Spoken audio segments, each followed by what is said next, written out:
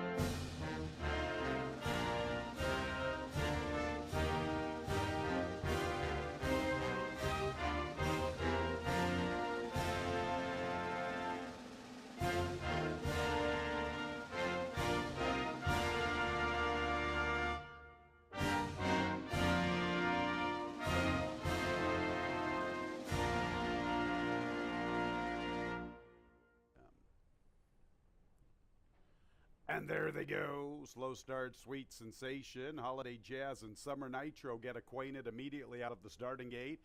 In traffic, setting up shop in the clear. All Biz from her outside, and Sweet Sensation is the last of the quintet. Summer Nitro making the pace from Holiday Jazz. In traffic is third, one from the outside. She's a little deep. All Biz the worst of it all. And from the rail is Sweet Sensation. So it is Summer Nitro establishing a length plus advantage. Holiday Jazz stays close from second. In traffic is third. All Biz gets the worst of it. She is four deep through the early stages, and Sweet Sensation rides the rail. 25 seconds the opening quarter. Summer Nitro almost a length. Holiday Jazz stays close. In traffic, three deep throughout, inching a little closer. Sweet Sensation riding the rail. A little less than 2.5 or 3 off the pace. At the tail of the field is All Biz. 50 1/5 for Summer Nitro and Holiday Jazz. In traffic, stalking them smartly from the outside. Sweet Sensation biding her time. 4 to find heading into the turn. Here's Holiday Jazz up to the front. All Biz is at the back. So Holiday Jazz comes away with the lead, the lone mare. In traffic, being pushed on, trying to keep up with this long shot. Summer Nitro is third. Sweet Sensation begins her move, but she has a lot of work to do. Holiday Jazz, 11 to 1 on the board. Holiday Jazz turns for home with the lead. In traffic's under pressure, not really responding. Sweet Sensation is third. She will try to make a move for second. It's Holiday Jazz who has kicked well clear, 11 to 1 on the board.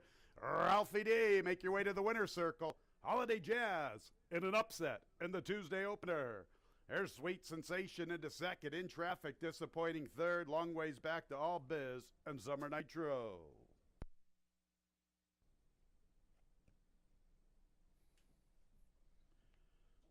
Upset in the opener. $24.80 for the winner. That 3-2 exact time. And there they go. Magic Pro made a mess of the start. He comes away in last. Mr. Larry hustled for speed. A Smart Storm is there. And Countdown mixing it up from between runners. Bumble Monsters in a nice spot through the initial stages. 4 off the 3 leaders and almost 2 lengths in front of Brody's War. Magic Pro made a mess of the start. He's the distant trailer. So it's Smart Storm, a narrow lead. Countdown's in a good spot heading into the turn. Mr. Larry gives way just a bit from third. He'll try to re-rally. Bumble Monster has 5 lengths to make up. He's 3 lengths in front of Brody's War. Nothing from Magic Pro. And Countdown puts his head in front. Here comes Mr. Larry. Here comes Bumble Monster. Smart Storm's also trying to stick on. Brody's War is trying to pick up his stride to the far outside. Countdown gets to the front. Smart Storm sticks with him. Mr. Larry begins to retreat. Bumble Monster is beginning to pick up his stride. And here comes Brody's War to the far outside. Brody's War and Bumble Monster trying to come and get this big favorite. Countdown has the lead. Brody's War is the threat to the outside. It's Countdown. Brody's War. Countdown will prevail. Brody's War ran big in defeat. Then Bumble Monster and Smart Storm. $80, 245 trifecta, $6.70, 10-cent super, 2451, $2 and a couple of pennies. Third, And there they go, and Hangout is out for the lead. Fighter Kite is showing speed from his outside. It's a break of nearly 3.5 lengths to He's Got a Short Fuse, and at the back of the pack is Noble Journey. So it's Hangout a little bit off the rail. Fighter Kite applying plenty of pressure. He's Got a Short Fuse, gets a nice trail of the trip there. He's in third with 3 to find on the dueling leaders, and it's almost 4 lengths back to Noble Journey. Fighter Kite and Hangout, they slug it out with one another. And they have more than 3 lengths. He's Got a Short Fuse, who begins his move, working off the rail. And here comes He's Got a Short Fuse after the top 2. Noble Journey's at the back. Fighter Kite comes away with the lead. Hangout's under a furious drive. He's Got a Short Fuse, the one that could benefit from the speed duel. He's beginning to close in. Fighter Kite, and He's Got a Short Fuse. He's Got a Short Fuse right alongside a Fighter Kite, and up goes He's Got a Short Fuse. And Noble Journey's trying to take off to the far outside. He's Got a Short Fuse. Fighter Kite, Noble Journey in the center of the racetrack. He's Got a Short Fuse to get the job done. He got the run of the race, and he prevails. In fact, both of the a 2-1 daily double, $24. Race 4 will start the pick 5. Post time in 23 minutes. 2:44 is the post time. 7 Sunshine Girl, 1 pound over the weight. Fans, don't forget we are racing tomorrow, 1:15 first post. Pick 5 time. And there they go. Barbara Spirit amongst the early leaders. Also there is Boxed In and Board. Frankie C, a final disco pushing the action. Wabbit Season from the rail. Sunshine Girl, Top Shelf Orange Silks. That's T's Double Trouble advancing from the inside. And Grandma T didn't want to load, and she is the early trailer. So it is the big heavy favorite, Boxed In and Board, making the pace from Barbara Spirit, Wabbit Season, and Frankie C, 3 deep. Break of 4 or 5 lengths back to T's Double Trouble. Another 2 to final disco with Sunshine Girl and Grandma T's at the back. Boxed In and Board, 2 to 5, getting all of the love near the quarter pole. 3 lengths.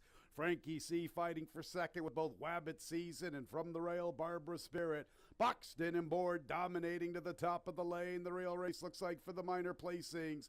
Right now, Frankie C is second. Barbara Spirit third, then Wabbit Season. Sunshine Girl trying to pick up her stride. She has a shot for the second spot from the far outside. There are no threats to Boxed In and Board. And at 2 to 5, all aboard Boxed In and Board. Sunshine Girl with all that foundation is up for second. And third, fourth, and fifth involves a Grandma T. T's Double Trouble. 378 trifecta, $28.37. 10-cent super, 3784, $66. The pick 3, 213, $10.45. And there they go. I think along came the Prince, had that stumbling start. Out for the lead, Simba's All Trouble, Ganondagon matching him, then a wall of pursuers, including Stuck Up, Devious Banker, You've Got Mail, Massey Hall, and along came the Prince. So it is Simba's All Trouble who has the lead, and his 6 pursuers chase him. Devious Banker, Ganondagon, Stuck Up from the rail, Massey Hall, 1 from the outside. Along came the Prince from the top shelf, You've Got Mail, 5 off the lead. Simba's All Trouble has the lead near the 5/16, better than a length. Ganondagon second. Massey Hall makes his move. Devious Banker from between runners. He's 3.5 off the lead. You've Got Mails trying to close in. Here comes that big long shot. Far outside, along came the Prince, Stuck Up from the inside. Simba's All Trouble has the lead, turning for home with a narrow advantage. Massey Hall tests him. You've Got Mail tries to quicken in, Stuck Up along the rail. Simba's All Trouble and Massey Hall. Simba's All Trouble, Massey Hall trying to wear him down to the outside. Simba's All Trouble stretching that big neck out. Simba's All Trouble and Massey Hall, and there they are.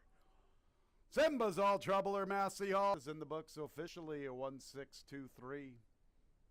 The double 3 won $18.80. 1-6 exacta $40.60. 1-6-2. And there they go. Mays loved Laffy with an alert start. She's in Arctic Queens into the race early. A much better start for her this afternoon. From the rail, Shoop, there it is. And also there is Midnight Rosie, so 4 are pressing. Katsura's in the 5th spot. Tumbles comes away running in 6th, and 4 Quartz is the last of all. Midnight Rosie from between gals. Shoop, there it is from the rail. Mays loved Laffy from between gals, and she's an Arctic Queen with an outside pressing trip taking over second. Midnight Rosie's the leader.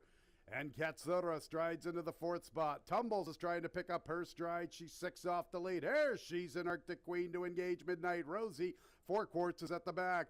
Good race developing up front. Midnight Rosie with something left. She has Foundation in her quarter. She has the lead. She's an Arctic Queen, made a bid, and now she is faltering. Tumbles is trying to pick up her stride to the outside. Midnight Rosie kicks clear. Midnight Rosie slapping 4 on the field. She's an Arctic Queen fighting for second with Tumbles, Maze Love Laffy fourth, Midnight Rosie in front. Another one for John Davila Jr. She's an Arctic Queen, made that big move, flattened out, held off for second. Tumbles third, 4 cents Super 3584, $13.47.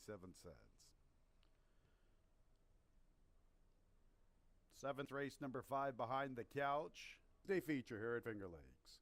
And there they go, and it's a pretty good start for all.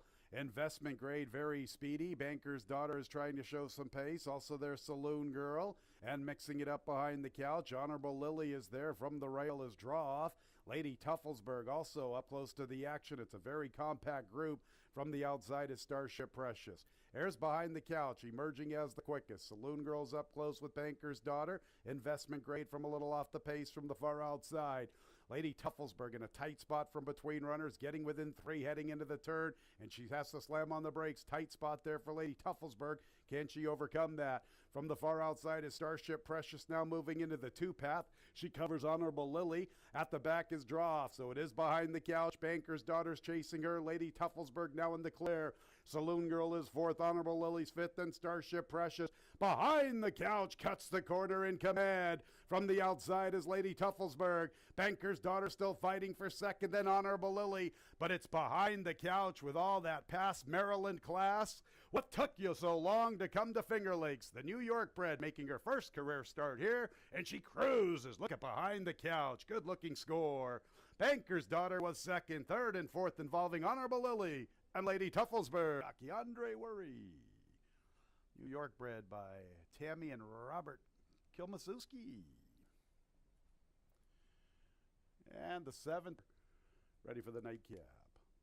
And there they go. Unbridled's Rain broke very alertly, and Stormy's in Style made a mess of the start. Stumbled badly. She's second last. On the front end, we have Unbridled's Rain, and here comes Journey of 5 along the inside. Also there, Lieutenant's Legacy.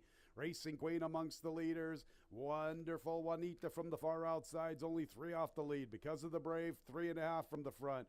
Flanking her, Sassy Tallahassee. Real good vibes in the clear amongst a compact group heading into the far turn run. Stormy's in Style made a mess of the start, stumbled badly. Can she overcome? She's second last, little less than 6 off the lead, and Go Susan goes at the back. Unbridled's Rain has the lead. And also there is Racing Queen. And from the inside is Because of the Brave. Wonderful Juanita with her wide journey tries to quicken in. Unbridled's Rain has the lead at the top of the lane. Wonderful Juanita is second. Because of the Brave and Journey of 5 are giving way. And following after them is Racing Queen. Stormy's in Style could never make up the necessary ground. It's Unbridled's Rain, and we will have a 3-day Pick 6 carryover to the Wednesday card. Unbridled's Rain in the nightcap. Doubles for Michael Davila Jr. and Ronnie Bree Jr.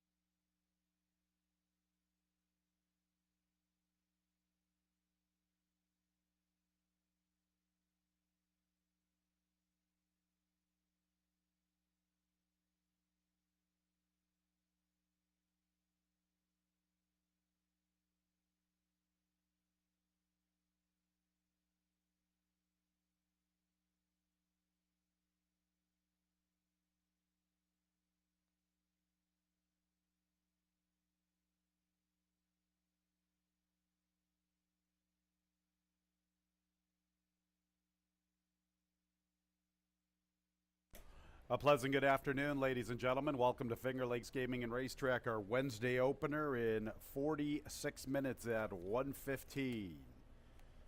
8 races, a fast racetrack, a 3-day Pick 6 carryover, a little shy of $6,100. That starts in race 3. $1 Pick 6 with a nice little 3-day carryover.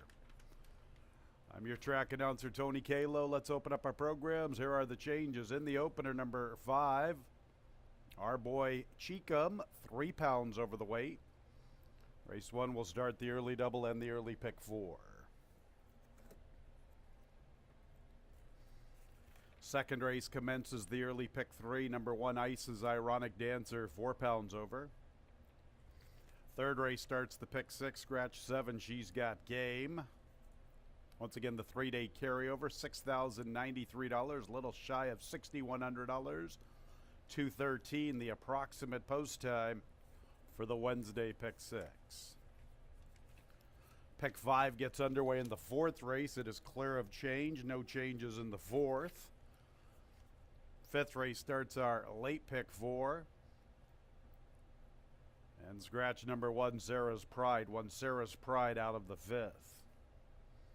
2 John's Secret, 1 pound over.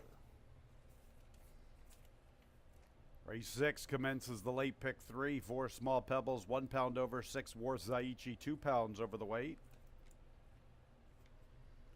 7th race begins the late double. Our 7th race is our Wednesday feature. Scratch 1 Disco Dino, part of the entry. 1 Disco Dino scratch from the 7th. And there are no changes in the Wednesday nightcap. The nightcap is clear of change. Fast Racetrack, the 3-day pick 6 carryover starting in the 3rd. 8 race card, 1:15 first post. Free Finger Lakes programs online, fingerlakesgaming.com. Click on the racing tab. Click on free digital programs. Each and every racing day, access free online programs, fingerlakesgaming.com. Click on the racing tab and scroll on down to free digital programs. Thursday, we have advanced wagering on the Preakness Stakes. Saturday is the big race, the Preakness Stakes. You can watch and wager on it right here at Finger Lakes Gaming and Racetrack. Our racing gates will open up at 10 a.m. And for Lucky North Club members, beginning at 10 a.m., you have a chance to receive a complimentary Preakness Stakes glass while supplies last. Live racing again on Monday, 1:15. Have a great Wednesday here at Finger Lakes.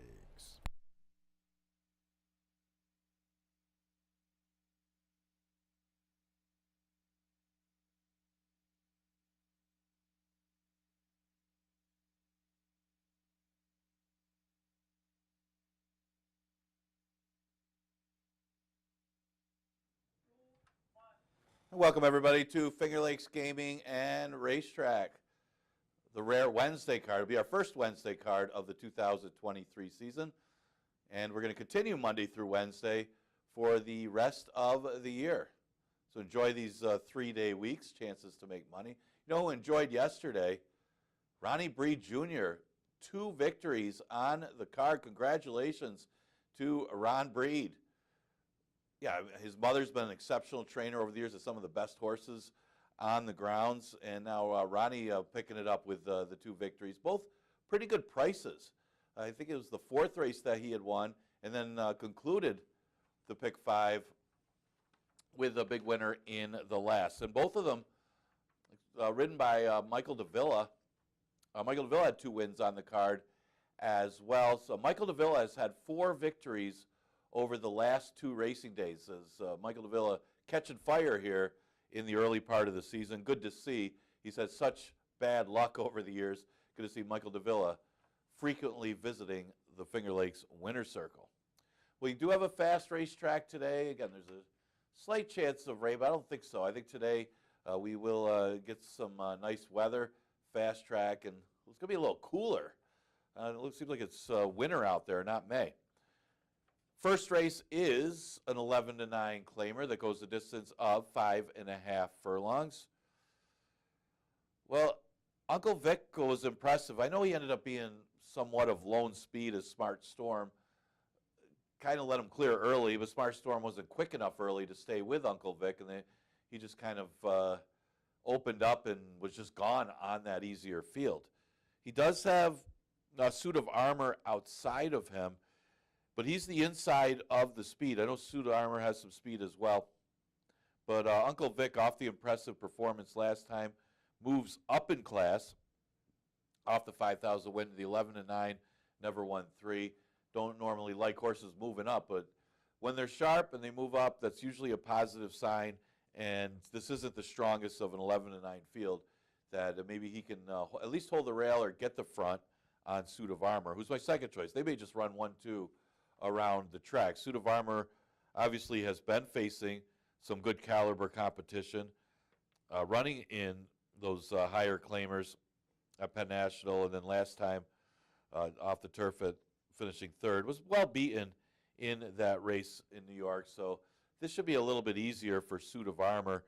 And again, he has some tactical speed, which should suit well here with the pace scenario at 5.5. He'll be right with Uncle Vic early. The rest of them come from out of it. So there'll be 1-2 running around the track. Depending on how fast they go early, could really be the complexion of the race and the scenario that'll decide who's going to win race number 1. I did go with the 3, but Gemini Slew for third, and this is the one that might be at the mercy of the early pace. He's been facing a little bit tougher, was running against allowance horses at the end of the year. Always a little bit of a price, now in the barn of Mark Tasso, coming off a long layoff since August. But this horse ran okay off the layoff last year, ran 4th in an allowance race with a good number, and that was at odds of 78-1. So I can see this horse probably going to be a price in here. Right now, you look at the board, he's 5-2, but I would expect him to be higher than that. Well, it kind of tells you that it's not the strongest of fields. And if you're looking for a closer, you're hoping that the 2 and 4 might do battle.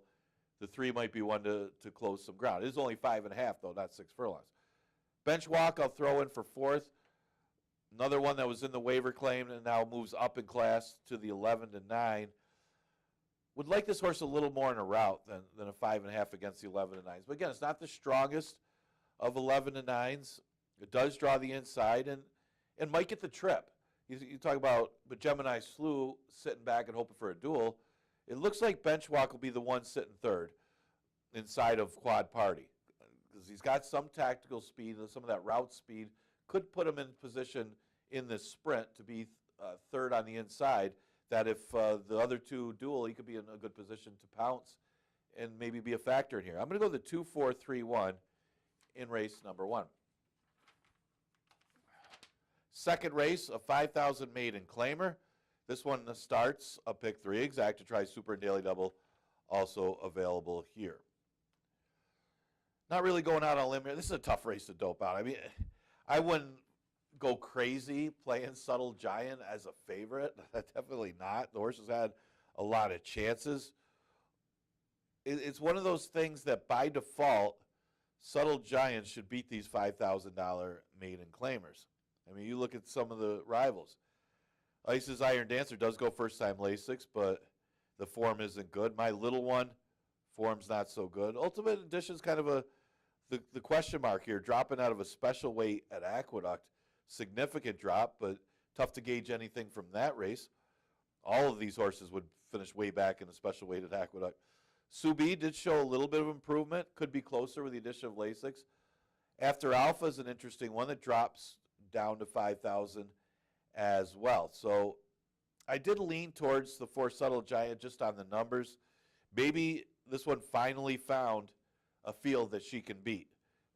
I mean, think about it. She was 64-1 at the 11-9 level, now drops to 5. That's how soft this field is. It's just a slight drop to 5,000. And this horse is going from 64-1 to either the race favorite or second favorite. I mean, the horse probably won't be more than 5-2 in this race, I wouldn't think, just on the numbers. So by default, I'm going to go with Subtle Giant on top. This is just because I really don't like anybody else. The 3-horse Ultimate Edition, adds Lasix, comes from New York. I don't want to consider it as huge a drop as it looks. I mean, those are 2-year-old New York breds, but this is 5,000 maiden, so it is a drop. The only thing with Ultimate Edition is the distance. She is bred to go a lot further. This is the first fall of that dam that was all route. That dam just I think every race that she won was going long. But the sire side, it can go long or short. But we'll go first time Lasix, and route or sprint with these horses, the time might be like a route. So I'm going to go with the 3 Ultimate Edition for second. After Alpha, I use for third. This one will be making the first start off a long layoff. It's been off since August, but again, couldn't have found an easier field to make that 2023 debut. You would think that she would need one coming off of that long of a layoff, but if she's sharp enough, why not? It's not a strong field. And the 5, Subi, may improve with Lasix. Second start off the layoff. Ran okay. I mean, was well beaten, but that was a much better maiden race than this one. If you look at the winner, that one did come back and beat winners off of that effort. And Boxton and Board, the horse that was second, easily won. Yes, of course, caught a pretty weak group yesterday and stayed at 5,000. But Subi, maybe closer against this field. 4-3-6-5 for me in race number 2. Third race, we scratched the 7. She's Got Game. Did lean towards the 6. Saratoga Beauty in this claiming 11-9 level. Maybe a slight price. Girl Tuscanova I expect to be favored as she's been against open claimers in New York. Remember, there's a little over a $6,000 carryover. We're getting there. But I look at it from a pace standpoint. Let's face it, there is not much speed in this 5.5 furlong race. And that's what makes these races interesting. You always want, people just want to say, oh, this is the best horse in the race. The best horse. Pace makes the race, especially when not much separates a few of them. And the question is, where does the pace come from? It's not going to be that fast. But I thought even if Saratoga Beauty doesn't inherit the lead, I mean, the outside post doesn't help. She's got enough tactical speed and class that she may find herself on the front end or be at least with the pace. Her last race wasn't good. I mean, that was in the allowance optional claiming race, but she didn't break all that sharp and never really got in the race.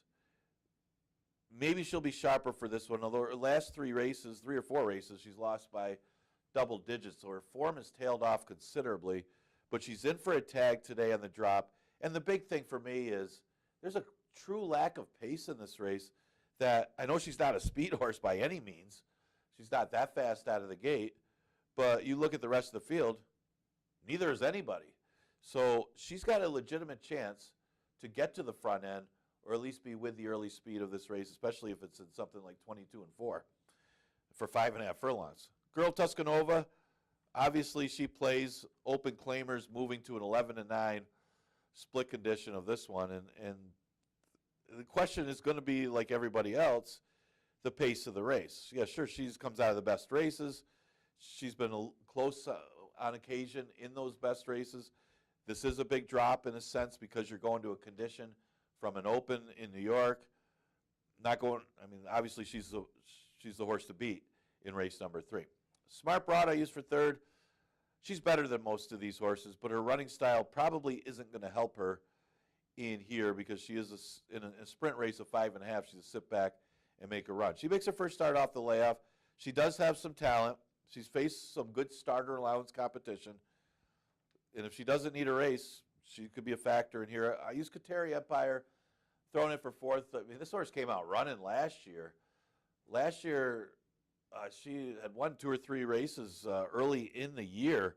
So what a big year Kateri Empire. It was mostly early in the year, but overall she won 4 races in 2023, mostly long. But again, she came out running well in the sprint races early in the season, and they thought enough of her to even try her in the Jack Better Be Right. Well, she's in an easier condition today at the 11-9, but and is working okay. I don't know if we'll see the same Kateri Empire come out of the box like we did last year, but deserves a little bit of respect just because of how she did run last spring and early summer. 6-3-1-2 for me in the third. Again, we start that $1 pick 6 with just a $6,000 carryover so far. But if you hit it and you're the only ticket, you're going to get a good payer. 4th race, we start the pick 5. It's an 11-9 claimer. Another one with that split condition. Hours of race since a date or have never won 4 races. There's a few good ones in here. You look at this race. Hero Tiger obviously has got some class. Number 1 Dylan coming out of starters. 5.5 might be a better distance for that one. Production Credit's coming off a win. Macho Maya got good at the end of the year last year. It's got nice works for the return. What a year Anything Passable had last year. Honorable Avenue won 2 in a row in a couple route races, and that was against allowance horses. And Dr. Lloyd pulled off a big upset early in the year last year as well against a really good field. So pretty competitive group for race number 4 to start off the pick 5. Tough race to single or to narrow down if you're playing the pick 5 or even the second leg of the pick 6. I liked Anything Passable's last race. I know he wasn't a threat as far as winning the race, but he was also far behind a lone speed winner going a short distance. What are you going to do at 5 furlongs when Give Me the Money is alone on the lead? He'd still put in a good late run and was making up some ground. Obviously, the other one's not going to back up after having everything his way at 5 furlongs. Goes 5.5 today. There isn't a lot of speed in this race, actually not much at all, but it's not like anybody's going to be loose in here with a 3 or 4 length lead. That Anything Passable should have something to run at in this race. Again, last year was a really good year for Anything Passable. Always around. Seemed like he was running every week, and he won 4 races in 2022 for Lugu. The 2-horse number 1 Dylan did what number 1 Dylan usually does, and that's makes a big move, looks like he's going to be the winner, and then just flattens out. See it a lot from number 1 Dylan, but he always runs well no matter what the competition. This way, the way the pace scenario is, might actually bode well for number 1 Dylan, because he does have tactical speed that he can be closer if he wants to be. And, Jackie Davis has been on this horse for a while, and she probably knows him well. So she'll know when to move number 1 Dylan or even put him in the race early in a race that doesn't have a ton of early speed, that this one should be a major player. This one comes out of a starter allowance. The starter allowances here at Finger Lakes are better than the 11 to 9 claimers in general. They come up strong. Didn't used to be that way. The starters used to be put in place for the horses that went through the $5,000 claiming conditions and had nowhere to go after that. So you generally had some of the better $5,000 claimers. Nowadays, you get these horses that drop from an allowance race, jam in for $5,000, then they're eligible for starters for 2 years, and those races come up strong, and that's just been the case. It's not like it used to be. But in general, the starters are better, not only the 5,000 claimers, but a lot of times the 11 to 9 claimers. So coming out of good races certainly plays. The 1-horse Hero Tiger, you talk about coming out of some better races. This one coming out of some tough, open, optional allowances at Aqueduct. Won a race at Churchill, a restricted stakes race at Churchill in the slop. Hard to fault this one. I don't know how the Niz got this horse. A real strong one for the Niz from the rail with Fred aboard. Fred's on a couple of live ones today. Good luck to Steve and Fred. And you look at the breeding on the dam side. Should be very formidable in here. It's got a good work over the track. The big question mark is dropping to an 11 to 9,000 after being competitive against so much tougher. And again, winning a stakes race at Churchill Downs. That's not always a positive when they drop into a conditional claimer. But a logical horse off of the numbers, although the last 2 races aren't that good for Hero Tiger. Maybe that's why the drop. The 5-horse Honorable Avenue, very consistent horse, whether it's been short or long, has gotten second an awful lot. Broke through last year, though, with a couple good-looking victories, especially his first victory of the year, where the track did get a little quick at the end of the year, but this horse went a quick time and beat a very good field, including that real good one for shared success for Aquilano. Came back out of that race, won again, and then just tailed off of those couple victories. But he returns at the lower level that he finished the year off last year at the 11 to 9. And at this level, after running well against the allowance horses, you got to respect Honorable Avenue, especially on consistency. 6-2-1-5 in the 4th. We start the pick 5 with that race. 5th race, we scratch the 1, Sarah's Pride. Probably can narrow this one down. I look at it from the pace standpoint, the advantage might go towards the 4, Alara. Maybe finally, this is kind of like the one earlier that Ralph D'Alessandro had.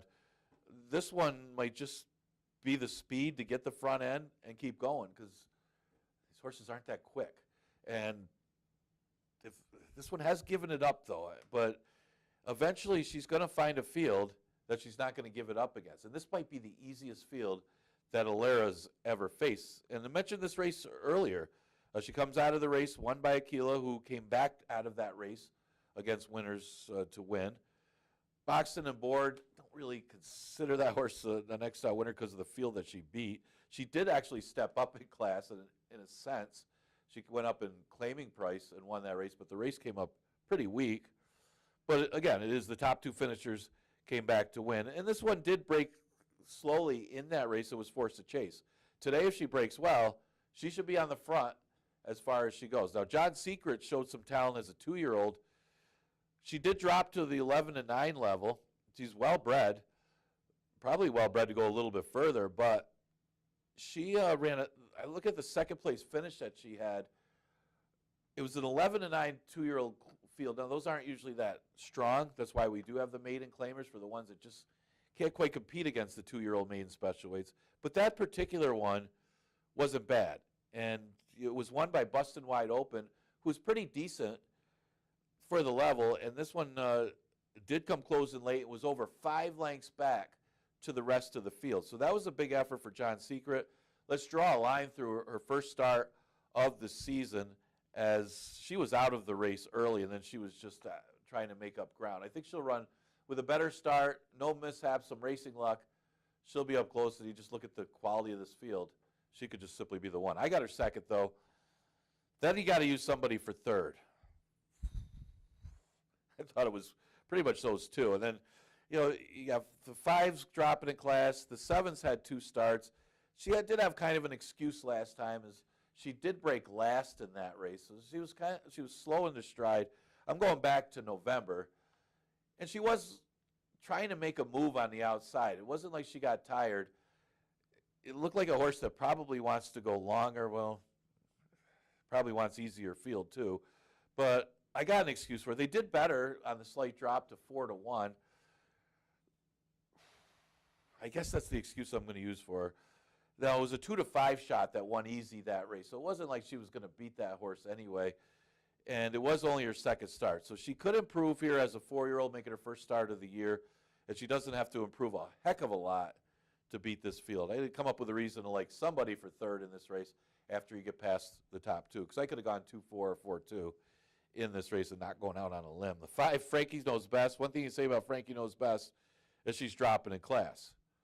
Well, she needs to, but she hasn't really done anything in any of the higher class levels to really get a gauge of how good she's going to be at 5,000 maidens. Maybe look at buyer numbers, your brisk numbers, or whatever. But when you're just so outclassed, you really can't gauge by that anyway, because you're not going to run your best race. Because let's say you're running against Usain Bolt, you're not going to run your fastest because he's already gone. But Frankie Knows Best finally in a realistic spot today, dropping in for a 5,000 maiden claimer, and could wake up, could respond to that drop, and be a little bit of a surprise in race number 5. 6th race is an allowance race that goes a distance of 5 furlongs. This for fillies and mares, never won 3 condition. And you do have some pace signed up for this race, but I like 'Cause You're Pretty last time, coming off the long layoff. This is a tougher spot for her because of the speed, and she's going to have to deal with either trying to go out with that early speed or trying to learn how to rate a little bit and sit off of that speed on the inside, which would get some dirt kicked in her face. But either way, she's shown some talent. Her 2 starts at Finger Lakes were great. She won both of them, including that last race off of a layoff since August. Lockbox, the horse that was second out of the race, looked good in victory, had to battle the whole way, and came back to win her next start. Amori Fire got in a speed duel with Motley Sue, or she probably would have come back to win as well. But a little further today, 5 furlongs, but not really. It's still a short sprint. Her only loss, that race at Delaware, the horse that won, and keep in mind, she's only a few lengths behind that rival, that one came back to win 2 consecutive stakes after winning that allowance optional claiming race. That's how good that Delaware Park race is. So 'Cause You're Pretty, to me, was the obvious horse to beat in here. I did go to the 2 Our Little Tiger for second, mainly because of the trip here. I would think that the pace is, even though it's only 5 furlongs, they're going to go. I mean, you're going to be horses that are going to be using early, and you might get a 21-4 or 22 first quarter.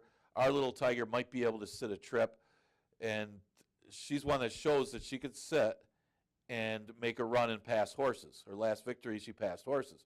So coming from Canterbury against some tough competition there, maybe not quite as good as 'Cause You're Pretty, but I think the trip could be the equalizer here, and Our Little Tiger could come close and lay at a little bit of a price. The 4-horse Small Pebbles is inside of the other speed, although it's tough to gauge which one's the quickest. Thin Legs is pretty fast too, but got in a battle with Small Pebbles last time, and Small Pebbles won the battle but lost the war, as Amazing Doughty took advantage of the speed duel last time. And then War Saichi could get in the mix. That one's a stakes winner. Small Pebbles is a stakes winner. So it's a good race. And see how these horses do. You win a 2-year-old filly stakes race. Obviously, you got to have some talent to do that, but they don't always come back as 3-year-olds and improve off of those races. And a lot of times you have to. But it's still a good effort for both of them. Small Pebbles, of course, has the Lasix, second time Lasix we'll call it, because she had to run without Lasix last time. And I thought she ran well first time Lasix, first time as a 3-year-old last time that I used her for third in here. So she's inside of Thin Legs and War Saichi, and I think that gives her a little bit of an advantage. It's 5 furlong distance. Again, War Saichi's got every reason to improve. She won the Lady Finger Stakes. That was a big purse. And then did lose to Small Pebbles in the She's a Stone Cold Fox. The Small Pebbles got the jump on her at 6 furlongs. A little shorter today. First start off the layoff. Has every reason to improve off of those races, as she's very well bred. 3-2-4-6 in race number 6. 7th. We scratched the 1 part of entry, Disco Dino. Good feature race today. Not only is it high quality, it's very competitive as well. You got to figure the speed comes from Victory Built, and maybe Stanhope can press the issue that Breaking Stones could get a nice outside stalker trip. But I like her on like him on the numbers anyway. This is an optional claiming allowance race. This is the never won 2 state bred condition, or that claiming tag of 10. I think they're all in for the condition. But Breaking Stones, I mean, you could go back to the Finger Lakes races last October and September, and they might not be quite good enough to win here. But I think this horse has improved when he went to New York, other than the last race, because the races that he was running against, you see that second place finish, followed up with a victory in February. Looks like he's on the improve, and then last time just didn't fare too well. But it was a really tough group of the optional claiming allowance horses there. This should be a lot easier than the race he comes out of. And I do like him with a trip here, as long as Victory Built does get some pressure with Stanhope. If not, Victory Built could just be gone on the front end. Victory Built was looking good last year, just ran into Zircon. Zircon was just better than Victory Built last year. And, this one was one of the better sprinters for the conditions last year until Zircon showed up. And that was the problem. That's why he didn't just breeze through conditions. Well, he went to New York for a few starts and comes off his best race there. This horse ran a huge second against a good claiming field in the slop last time. He likes the slop, so it's kind of a positive negative. He's dangerous if he makes the front end in here. Unflappable Max could get another one that could get a stalking trip in here. He's the remaining half of the entry. It might be a price. Keep in mind, they're 5-1 together, probably more because of Disco Dino. Unflappable Max alone, might be 8 or 9-1 against these horses. Fitness shouldn't be an issue. He's coming from Tampa, has run well here at Finger Lakes. Maybe against some that were a step below these, but his races recently are probably a step above these. So Unflappable Max, a big threat in race number 7. I'll go with the 6 Horn of Plenty for 4th. Got a perfect trip to be easier last time. 4.5 was his downfall the race before when he lost to Stanhope. He didn't have a good start. Trying to make up ground at 4.5 wasn't going to happen. He got the bad racing luck at 4.5, and then the perfect racing luck at 5.5, where he couldn't have got a better trip under Andre Worry to get up to beat Can't Beat Me. So you're going to need that kind of racing luck again today, because I always say going from the 1 state bred to the 2 state bred is the toughest move. But now that this horse has got the feel of the track and does have some talent, wouldn't be a huge surprise if he came back and won again. I'm going to go the 7-5-1-A-6. In the 7th, go to the last. Last is always best when you're looking for a price. 8th race goes the distance of 5.5 furlongs. I think we've had prices from Donna Beretta and Ronnie Breed Jr. the last a couple times and a couple days, racing days. So we're getting some prices in the last race, and it's good to see some of these small barns winning races. Ronnie Breed having 2 wins on yesterday's card. Congratulations to him. I did go with the 7 Royal Kaz on top. Actually got the horses that are dropping in class 1-2 in here. Royal Kaz and Oliver's Fortune. They pretty much have the same form. Oliver's Fortune, I just have some technical difficulties real quick.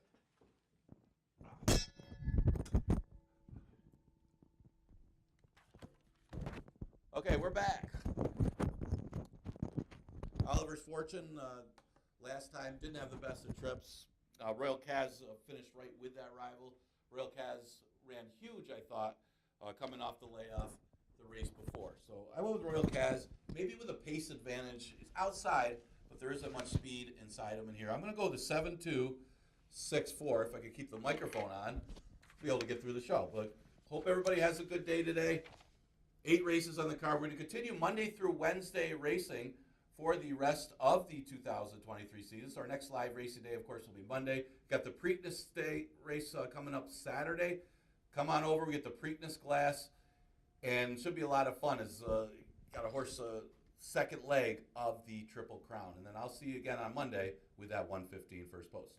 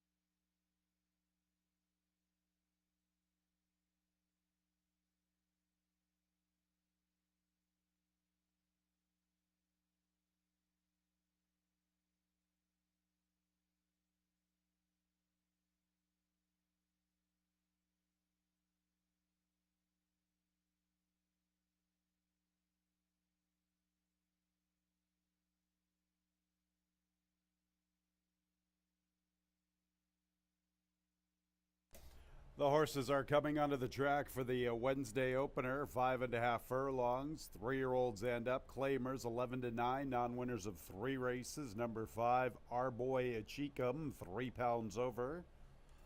A fast racetrack. Race 1 will start the early double and the early pick 4. Post time in about 6 minutes.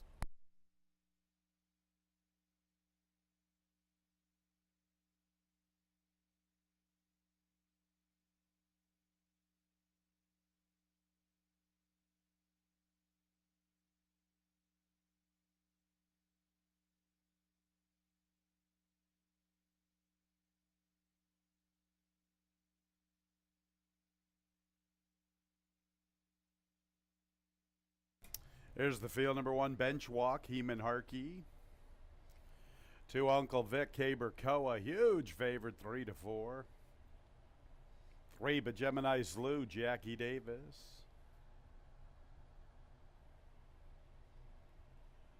Next will be the 4, Suit of Armor, Oscar Gomez.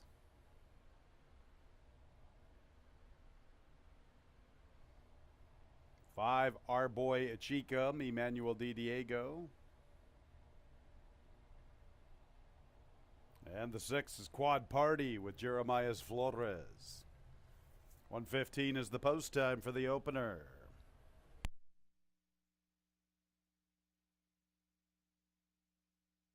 All right, fans, 8 races on the Wednesday card. Track announcer Tony Kalo up here in the booth. Let's talk about this Wednesday opener, a 5.5 furlong affair. Claimers 11-9, non-winners of 3 races. Big favorite, the 2, Uncle Vic. Short price on the board with Uncle Vic at 3-5. We'll get to him in a little bit. Let's try to post an upset. Now we're due for a $20 winner. That would be the 1, Bench Walk.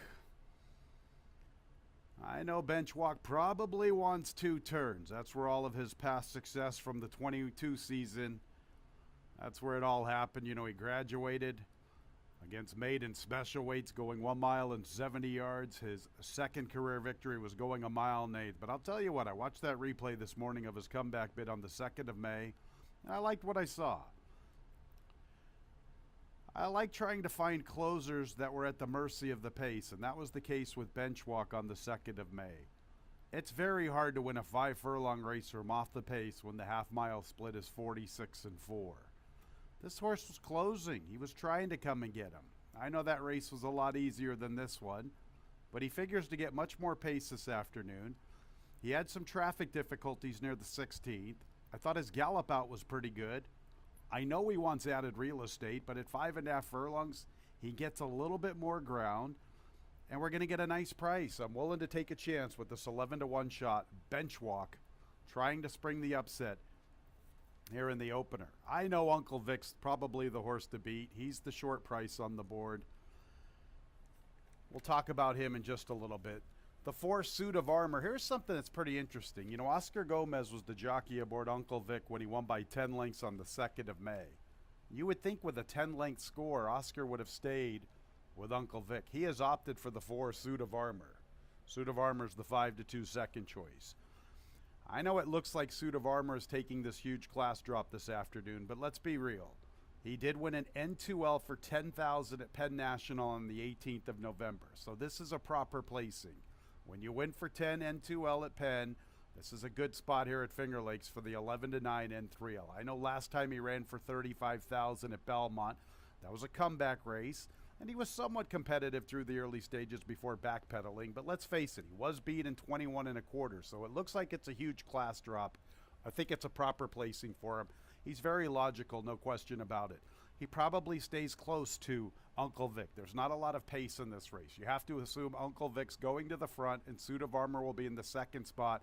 He's probably one of the horses to beat. Obviously, if you can reel in Uncle Vic, Suit of Armor will be in the perfect spot.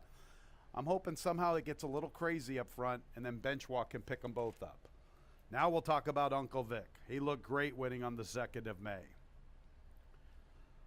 He's a short price, though. He's even money. He had everything his own way last time.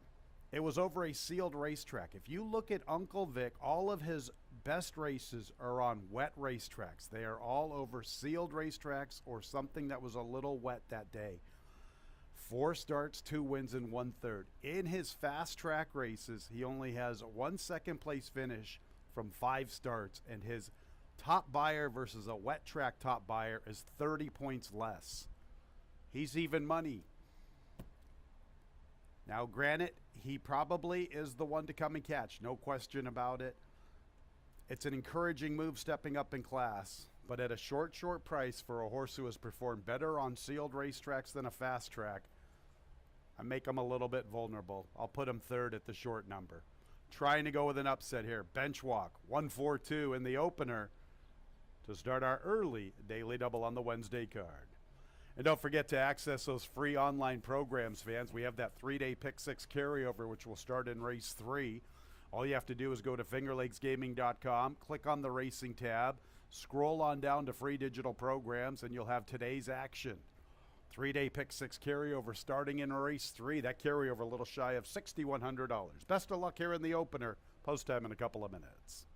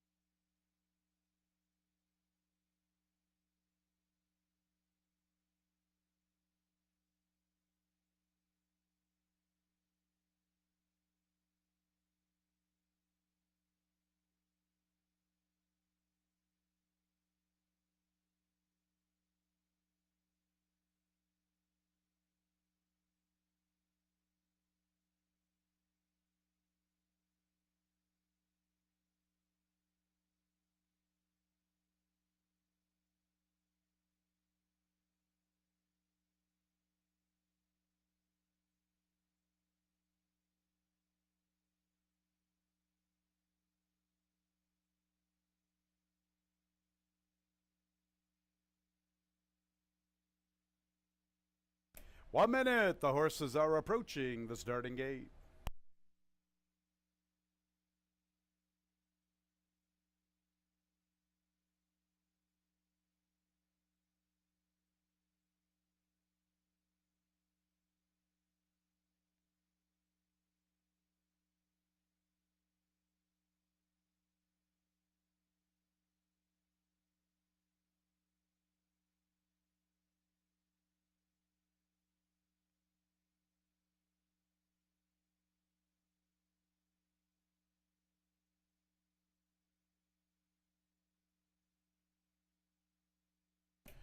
It's post time for the Wednesday opener. Even money on the board at number 2, Uncle Vic. Now he's 6-5.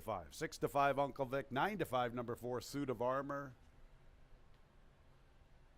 After that, it's number 3, but Gemini Slew at 4-1. A field of 6 facing up to the gate. There's Bench Walk. The very, very speedy Uncle Vic. But Gemini Slew on the comeback bid. Next will be Suit of Armor. And the long shots, Our Boy Achikum and Quad Party.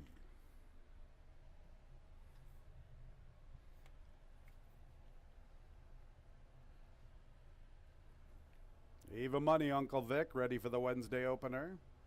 And there they go. But Gemini Slew broke alertly. Here comes Uncle Vic picking up the pace as anticipated. Suit of Armor's matching him. Also up close is our boy Cheekum. Bench walk from the rail and Quad Party from the back. So Uncle Vic is battling fiercely with Suit of Armor. And look at these two throw it down. They build up better than 5 lengths. Our boy Cheekum. Here's Bench walk making a move into 4th from the rail. But Gemini Slew has the 5th position, and he's 8 lengths from Suit of Armor, who takes it right to Uncle Vic. At the back is Quad Party. Suit of Armor and Uncle Vic, they went quick, 22 3/5. Our boy Cheekum's trying to advance from 3rd. He got pace to chase, but Gemini Slew's trying to pick up his stride. Bench walks a little even pace from the rail. Quad Party's at the back. Suit of Armor has the lead. Uncle Vic tries to re-rally. He switches back into the 2-path. Uncle Vic trying to come and get Suit of Armor. Here comes our boy Cheekum with momentum. Our boy Cheekum at 20-1 to crash the party. Uncle Vic responding. Here's our boy Cheekum. Our boy Cheekum up to the front. Our boy Cheekum. Our boy Cheekum at 20-1 to spring the big upset. And here's another one who had some Naira form with longer races. They've been doing the job in the early part of the season here at Finger Lakes. 20-1 in the upset.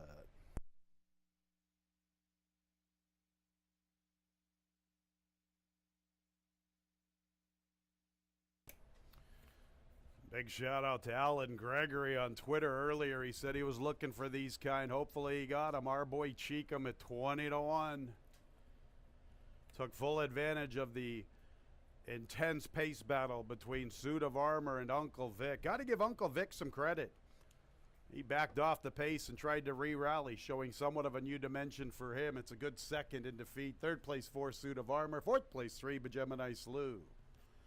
5-2-4-3, 5-2-4-3, 1 minute 6 and 95/100ths, the final time.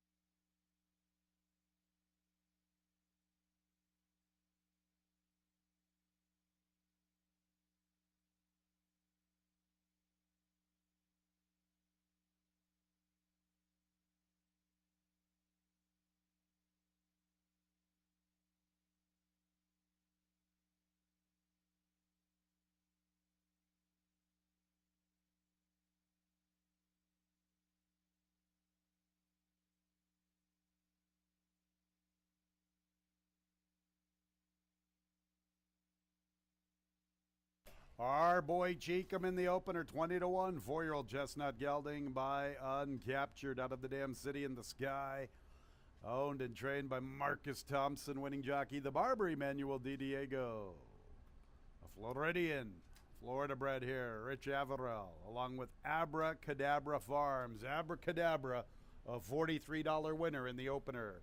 5-2 exacta, $68, trifecta, $56.62, 10 cents super, $32.35.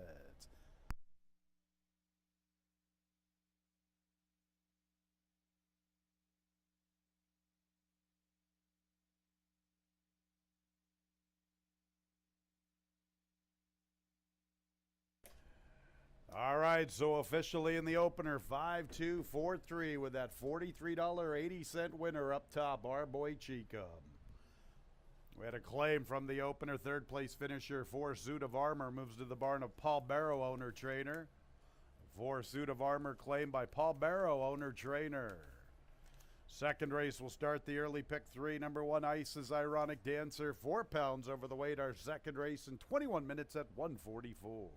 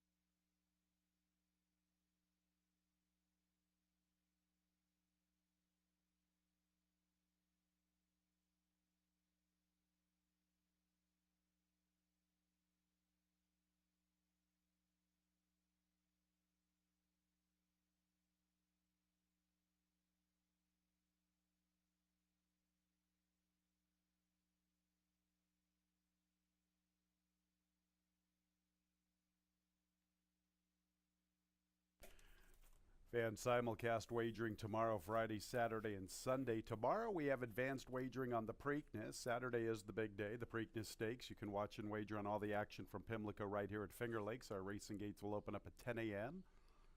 Make sure to get here right on the number at 10 a.m., especially if you're a Lucky North Club member, because you have a chance to get a complimentary Preakness Stakes glass while supplies last. So advanced wagering starting tomorrow for the Preakness Stakes. Racing gates on Saturday open up at 10 a.m. And you got a shot to get a complimentary Preakness Stakes glass. Just got to be part of our Lucky North Club, and you got to get here early. Preakness Stakes glasses while supplies last.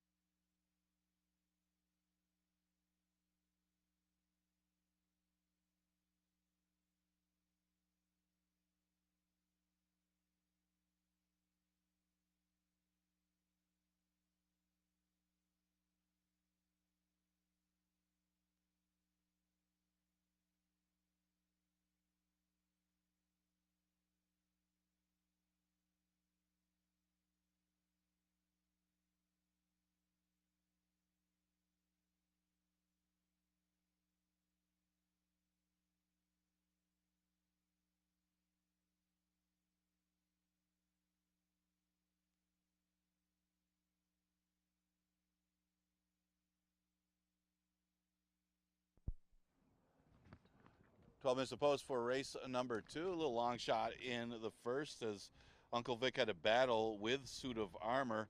And our boy Cheekham will take advantage of the battle, turn him back in distance, had plenty of fitness, and rolled on by Emmanuel DiDiego for Marcus George Thompson.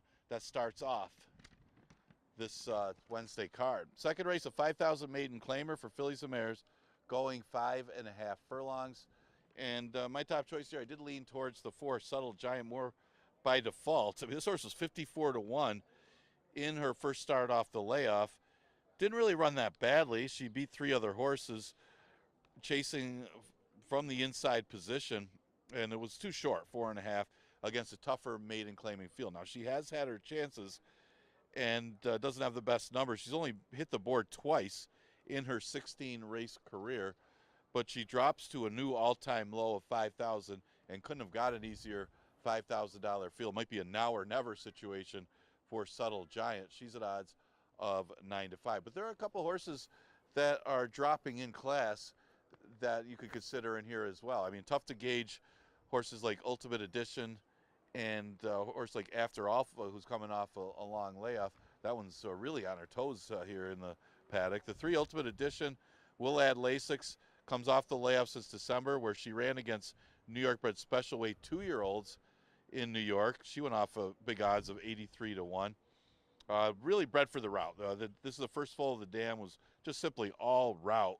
All of her victories were going longer, but it may not matter in a race like this, especially with this steep of a drop, going from a maiden special weight to 5,000, although it is New York bred maiden special weight 2-year-olds, so not as big as it looks on paper, but still a drop, and she could be a player in here. And is right now at odds of 2 to 1. Another one to consider would be the 6 After Alpha. A little concerning with the amount of time away from the races, as this horse hadn't run since August and now shows up for 5,000 here in this spot, going 5.5. Last race was a special weight going short, and it was a good effort, but again, it was back in August. But she definitely has the credentials in the win. She looks like she's fit, looking at her here in the paddock, and she could be a very strong factor in race number 2, just simply on the drop in class. So 10 minutes to post for race number 2, Exacta Tri Super Daily Double, and pick 3 starts in this race.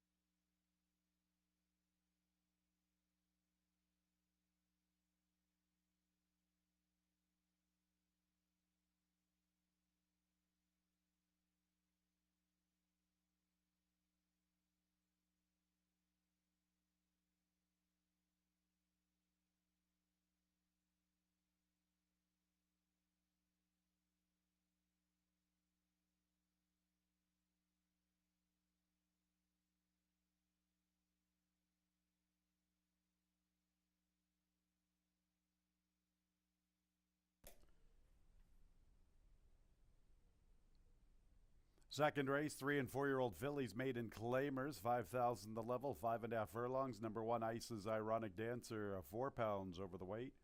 Second race will start the early pick 3, post time in about 6 minutes.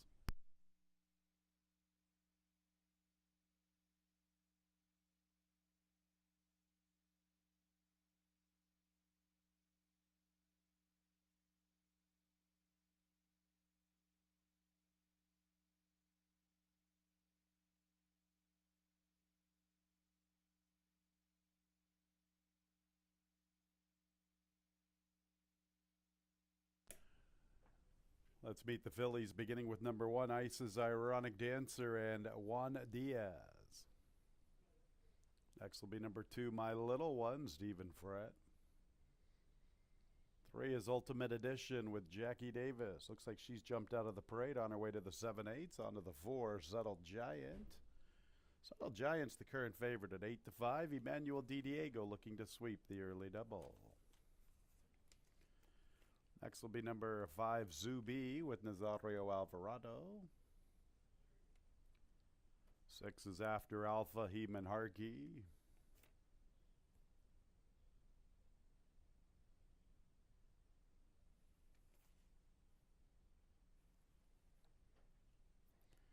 There's the 3, Ultimate Edition with Jackie Davis. Second race in about 4 minutes at 1:44.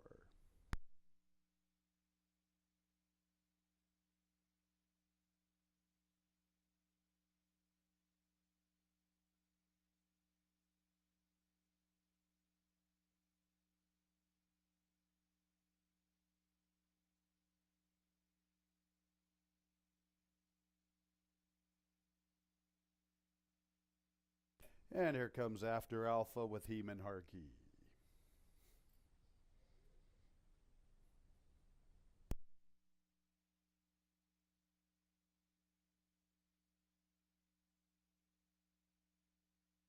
Six, 3 and 4-year-old fillies in race 2. It begins our early pick 3. Right now we've got a short price with the 4, Subtle Giant. Kind of wanted to get away from picking a short price here in the second race, so I've landed on the 5, Zubi. I thought Subi's comeback race on the 25th of April wasn't bad. I got to give her a little credit. She showed a little bit of heart. It was one of her best races, probably her best race so far in her career. Akella came back and romped against winners. Boxed in and Board came back yesterday and romped. Alara looks pretty good later on in today's program. Why not Subi? She should be forwardly placed. You know, the favorite usually does her best running from a little bit further off the pace, and this race was kind of lacking speed. Maybe After Alpha could show some speed on the comeback, but I was looking at Subi, thought we'd get a decent price. She's getting Lasix for the first time, and like I said, I thought she showed a little promise in that comeback race. She comes back with a nice maintenance move in between and trying to come up with a little bit of a price here at 5-1. Subi, my top selection. 4, Subtle Giant is dropping in for the first time for $5,000, and it's probably a drop she needs. She has been somewhat competitive against maiden 11s, at least to conclude her 3-year-old season last year. She had a couple of third-place finishes with that fourth-place finish, or back-to-back fourth-place finishes. The class drop can only help her. She was able to close a little bit of ground in her comeback bid. This is a much, much easier assignment, but it's a very, very short price at 4-5.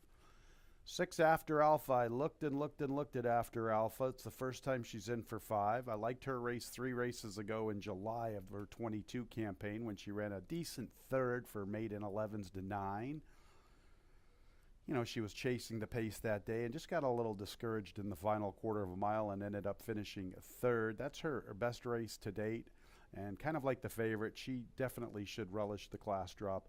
After Alpha in for $5,000. After that, I'm not sure. Ultimate Edition, I guess she has every right to improve, but she was 83-1 in her debut run and didn't run a jump. Obviously a much easier assignment today. 5-2, another short price for her. And then you get Ice's Ironic Dancer and My Little One. Both of them are getting Lasix for the first time. This is a difficult handicapping assignment. You look at all the form and all of the fillies, the best they've been able to manage are 3rd-place finishes. So we're taking a short price with Subtle Giant, somewhat of a short price with Ultimate Edition. Maybe Subi's the one to give a look at 9-2. My upset pick here in race 2 to start the early pick 3.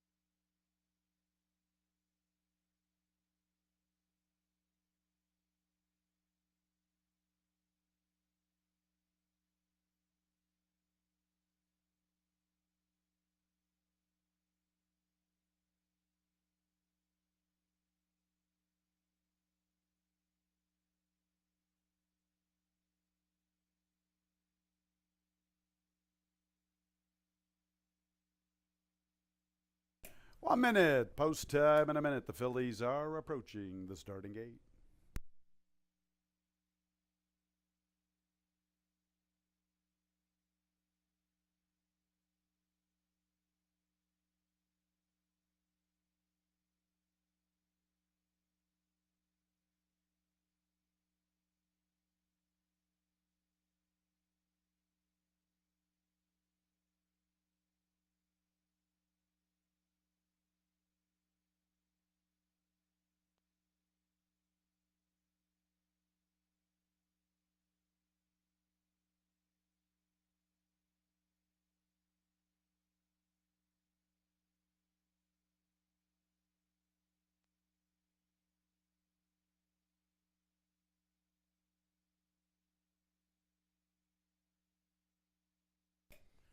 It's post time for the second race.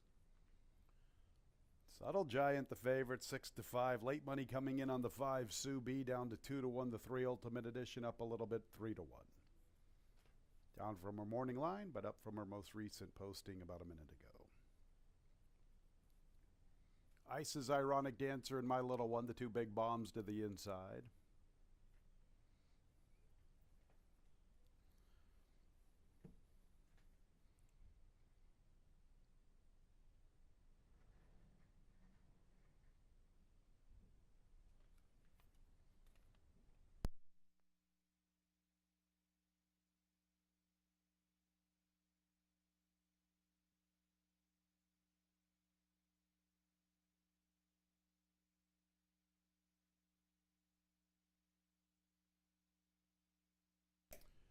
Inside 2 are situated. Here comes Ultimate Edition.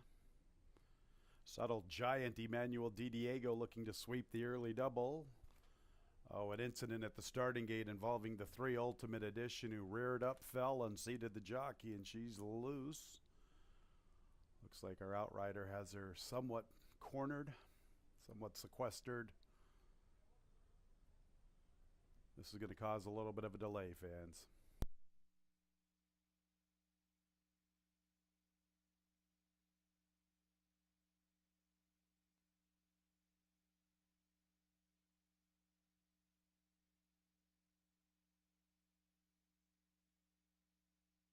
Ladies and gentlemen, we do have a late scratch, number 3 Ultimate Edition. On advice of the track veterinarian and by order of the stewards, 3 Ultimate Edition is a late scratch.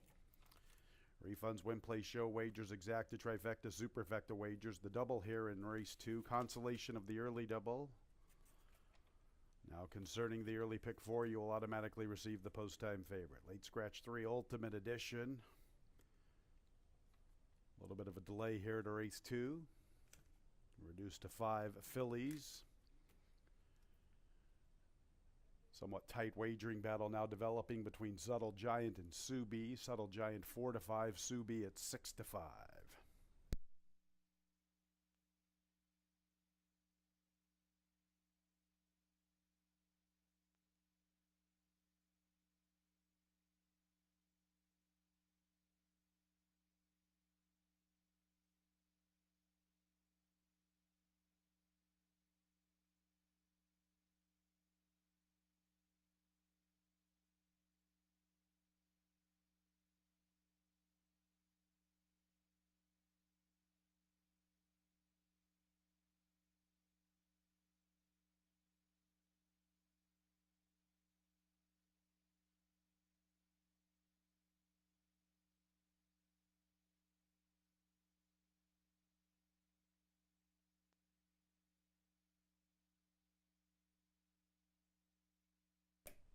Set to reload the fillies. Ice's Ironic Dancer to the inside.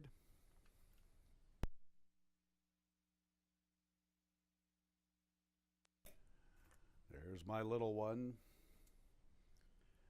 My Little One into the starting gate.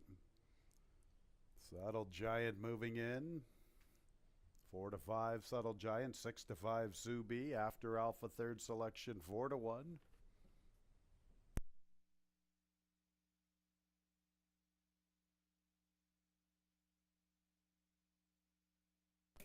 Sue B and After Alpha still behind the starting gate. Late scratch 3 Ultimate Edition. And here's After Alpha the last of the quintet. Ready for the fillies, ready for the start of the early pick 3. And there they go. And Subi is showing pace. Also there after Alpha. Subtle Giant amongst the leader line. Also there is Ice's Ironic Dancer. My little one is the last of 5. After Alpha from the far outside has her head in front. Subtle Giant's into the race early. So too is Ice's Ironic Dancer. Subi was part of the leader line. Backs off a bit. Tries to re-rally from the 4th spot. At the back of the pack is my little one. So it is after Alpha with the lead. Subi punching into contention, and here's Subi with a nice turn of foot to get into contention. After Alpha with the lead. Subi being pushed on, trying to stay in contention. Subtle Giant will try to re-rally along the inside. She's in the 2-path. Ice's Ironic Dancer from the rail. Nothing from my little one. After Alpha has the lead. Subi's making her move to the outside. In 3rd is Subtle Giant. Here comes Subi. Subi's up to the front. After Alpha's back to 2nd. Subtle Giant is 3rd. Farther back, Ice's Ironic Dancer. Past the 8th pole, and Subi has the lead. Subtle Giant punches on through and opening along the rail. Taking over 2nd. Subi. Subtle Giant. Subi in front. Subi from Subtle Giant. After Alpha 3rd. 4th place, Ice's Ironic Dancer.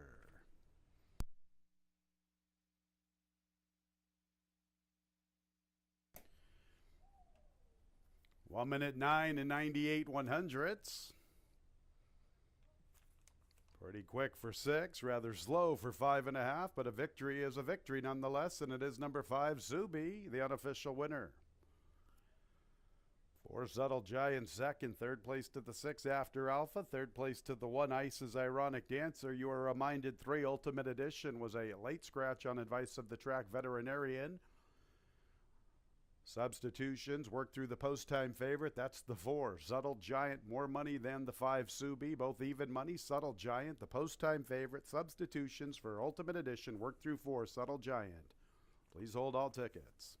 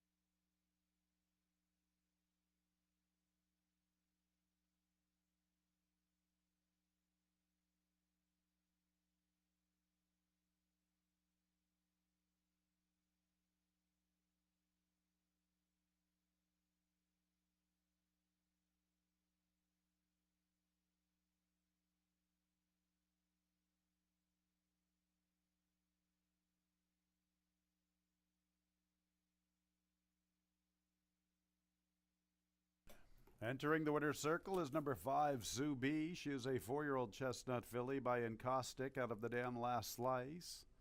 Owned and bred in New York by Mark Woltag. Winning a trainer is Deborah Breed. Winning jockey is Nazario Alvarado.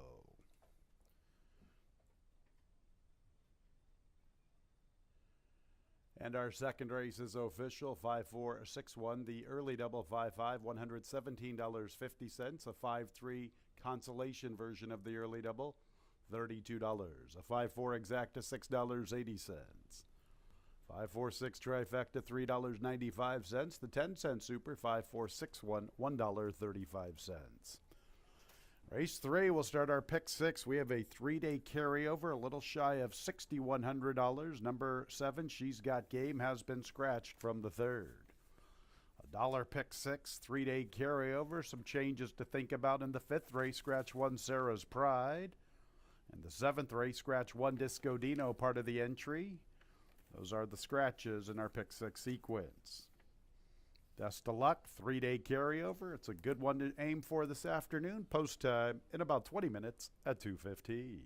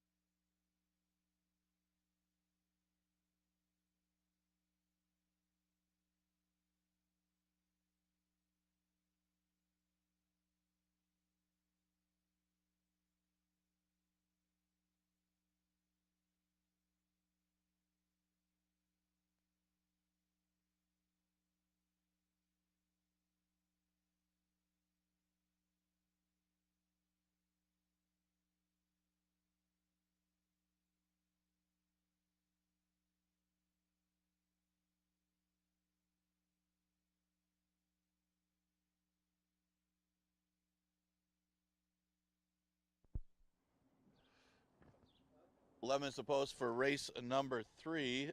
And looking back at the second, Subi adding Lasix was able to be a little bit better than the rest of those rivals. Wasn't the fastest of times, but Naz Alvarado gets the victory for Deborah Bree. As they say, a win is a win. Third race at 11-9 claimer, hours of a race since a date, or have never won 4 races. Starts that dollar pick 6. There's over a $6,000 carryover in that pick 6 pool. The 3 Girl of Tuscanova, no surprise, is getting a lot of play, going from an open claimer into this hybrid beaten claimer condition. That could be considered a big drop. Not badly beaten when you're talking less than 10 lengths against open claimers. Moving to this race, that would be good enough to beat these type of horses. So that's why this horse is getting most of the early play. She'll be trying to chase down the speed wherever that may come from, as this race is just void of early speed. My top choice in here, I went with the 6 horse Saratoga Beauty. Because one of the reasons is because of the lack of pace. I thought this horse has enough tactical speed to be in the race early. Last time didn't have the best of beginnings and never really got into the race after that. You could draw a line through that last 5 furlong race, and that's against optional claiming allowance horses. This is much easier when you talk about the 11-9 hybrid condition. So it does get a drop in class. The recent form isn't that good, losing by double digits in each of the last 4 starts. That includes her last start here in July. She was off a long layoff from July till January, but at least got a couple starts in her. Maybe she got something out of that last race. And with the lack of pace in here, she could be part of the early going, and she's right now at odds of 5-2, second choice on the board. Mentioned the 3. The 1 horse is Smart Broad. She may not have much to run at with her sprint closing style, but she's definitely talented enough running against starter allowance competition last year. She'd only come away with 1 win, but she was consistently close against similar or better rivals all season long. Of course, Bruce Anderson and Richard Schaefer not bad off of the layoff, and this one could be one to come rolling late. So 9 minutes to post for the 3rd. We start that dollar pick 6. Exacta Try Super Daily Double and pick 3 starts it here. Scratch the 7. She's got game.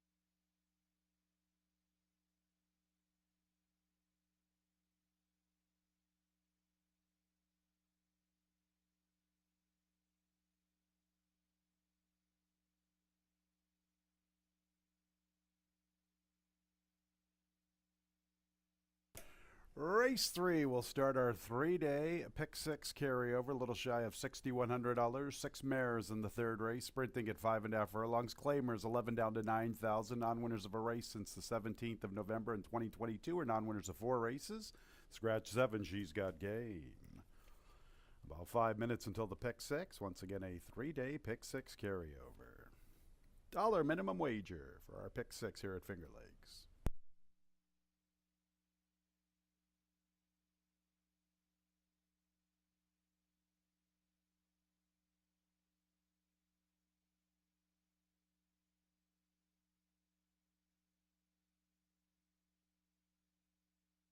All right, here's the field. Number 1 is Smart Broad with Jeremias Flores. 7-2 in the wagering for Smart Broad. Up next will be number 2, Kateri Empire and Kevin Navarro. Kateri Empire is looking for her 13th career score. Some racehorses in here. Smart Broad's looking for her 7th. On to the 3, Girls of Toscanova with Christian Navarro. She's the big favorite at 6-5. Next will be the 4, Subsidiary, and Michael Davila Jr. 5, the New Miami, Jose Rohina. And 6 is Saratoga Beauty with Andre Worry, the second choice at 5-2.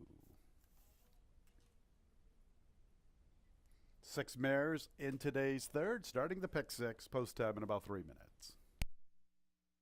All right, fans, some good news to report on that girl, Jackie Davis. She's okay. A little bit of an incident there prior to race 2. Her Mount Ultimate Edition reared up and fell. Luckily, Jackie was able to avoid injury. This is all from her agent, Big Juan Androver. So great news. Jackie's okay. I know a big fan favorite here at Finger Lakes. She's all set to ride in our 4th race. Pick 6 time here on our Wednesday card. Let's talk about this third race. 6-5, 3 Girls of Toscanova. 3-1 on the 6, Saratoga Beauty. You know me, I like to try to go fishing, find an upset. What about one of my favorites, the 2, Kateri Empire? I'm one of her fans, probably one of her biggest fans here on the racetrack. I've got a few of them, Bold Lee, Gone and Forgotten, Kateri Empire. Those 3 are the ones that are coming to mind. I'll tell you what, fans, Kateri Empire has done some pretty good running the last few years. She had 2 victories in 21. Her best year was on maybe even last year when she really was rocking and rolling early on with those 4 victories, earning $45,000. She's done some really good stuff in the early portion of our season. You know, she was 3rd off the shelf in 20, 2nd off the shelf in 21. In her first start in 2022, she got straight to the winner's circle. So she has shown an affinity to run fresh. Why not take a chance? We're getting 8-1. There are some question marks surrounding the favorites on the board. You know, Girls at Toscanova hasn't been doing much running of late. She's had 3 races. Now, she does fit the bill with the horses that have been succeeding so far, especially since we've got to these 5.5 furlong affairs, just like in the opener. Seems like horses that have had some winter foundation running longer distance have been really excelling. You know, it's nice to take them at nice big prices like our boy Cheekham in the first race, Misty Yale the other day. We also had a runner yesterday in the third race, a field of 4 that upset him at 3-1. But this one's a little short, 6-5. Hasn't done much running. She's on a big class drop, and I thought perhaps with a little bit of vulnerability, maybe we go fishing for a price, and that's the 2, Kateri Empire. I thought the 6, Saratoga Beauty, also fit the bill of the favorite. Some question marks surrounding her. She's in for 11. It's the lowest she's been in since she was claimed. She hasn't done much running since she was claimed. You know, she ran a couple of nice races in our 2nd state bred condition in May and June of 2022, but she has regressed quite noticeably since then. Best she's been able to finish was 12 lengths behind the winner. I know this is a big class drop, but here we go. Another one with a short price on the board that's not in the best of form. That's why I landed on the 2, Kateri Empire. The 1, Smart Broad, she likes to do some running.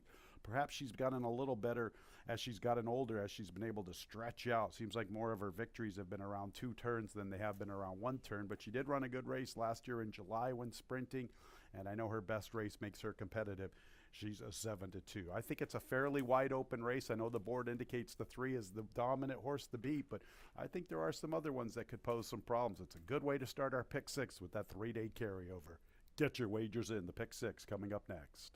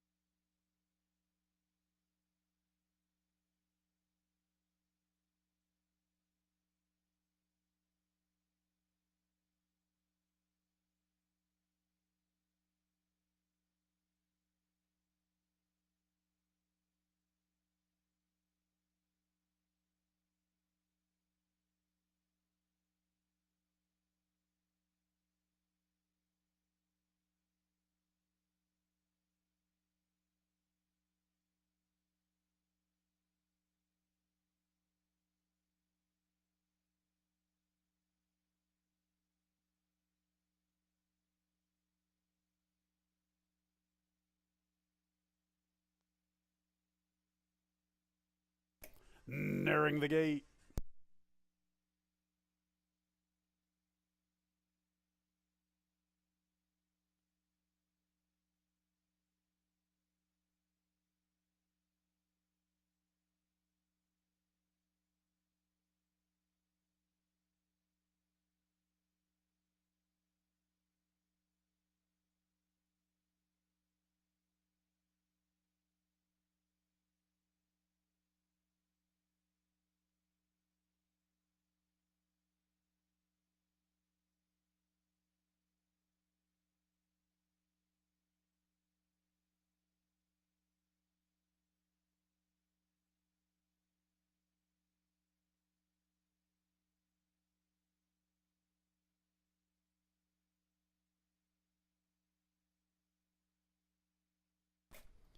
It's post time for the third race, the start of our pick six. Number one, Smart Broad, getting pounded in the late stages down to 8-5.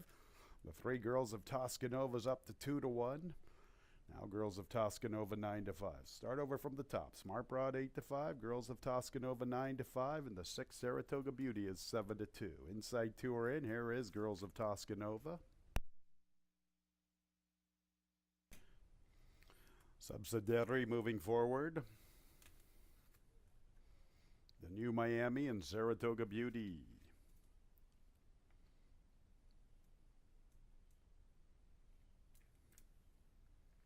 Pick six time. And there they go. From the outside, Saratoga Beauty quickly away. Kateri Empire comes away in a good spot.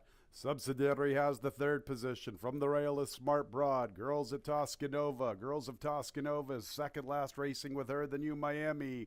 So it is Saratoga Beauty on the front end by 2 lengths. Kateri Empire is sharp on the comeback. She's into the race early. Subsidiary has about 4.5 lengths to find heading into the turn. From the outside is the New Miami. Girls of Toscanova from the inside, and Smart Broad's at the back. And here's Kateri Empire, who loves to do running fresh. She has been very tough the last few seasons. Saratoga Beauty responding to the challenge, not finished yet.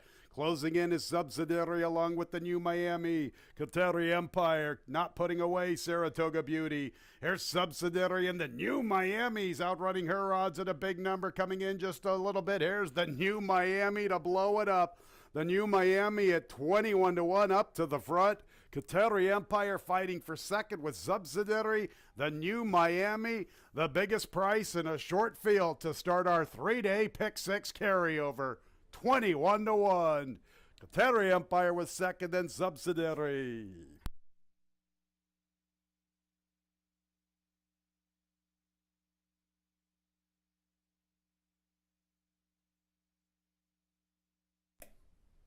Well, I thought the race had a lot of question marks with the fancied runners on the board. 21-1. Didn't really see the New Miami, but hey, we've seen some long shots the last few days. This week in particular, some nice long shots since we've been getting to these longer distances of 5.5 furlongs. It's number 5, the New Miami at 21-1 to shock our Wednesday pick six right off the bat. Photo second and third. Hold all tickets.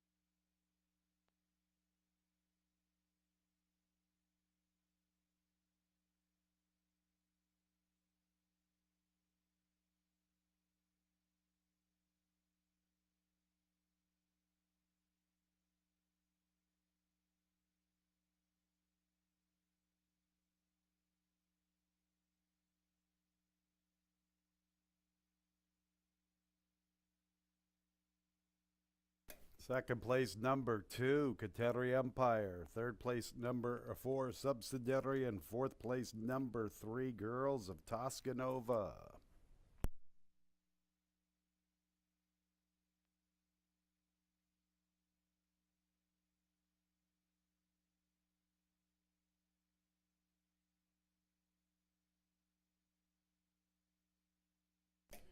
The new Miami, her fourth career victory, a 6-year-old dark bear brown mare by Shanghai Bobby out of the dam. My Friend the Bird, owned and trained by Ramon Vasquez. And the winning jockey is Jose Rojina, New York bred here, the new Miami by Dr. Jerry Belinsky and Harold Lerner.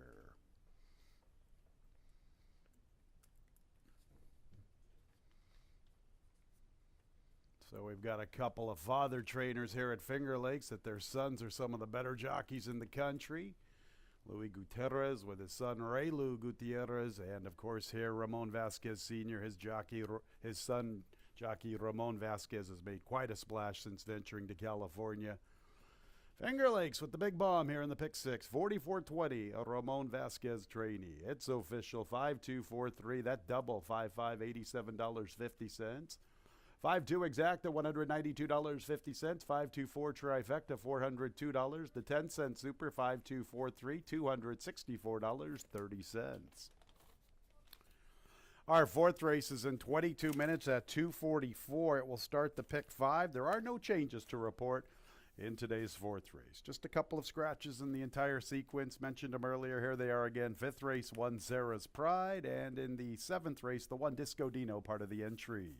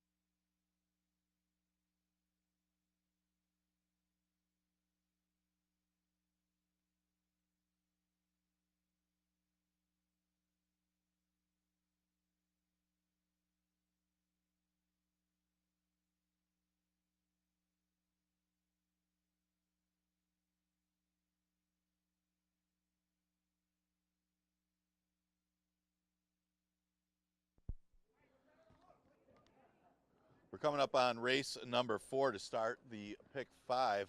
The pick 6, the $1 pick 6 began a little bit of a long shot as the New Miami, who was really unlucky in her first start of the year. Of course, that was for 5,000.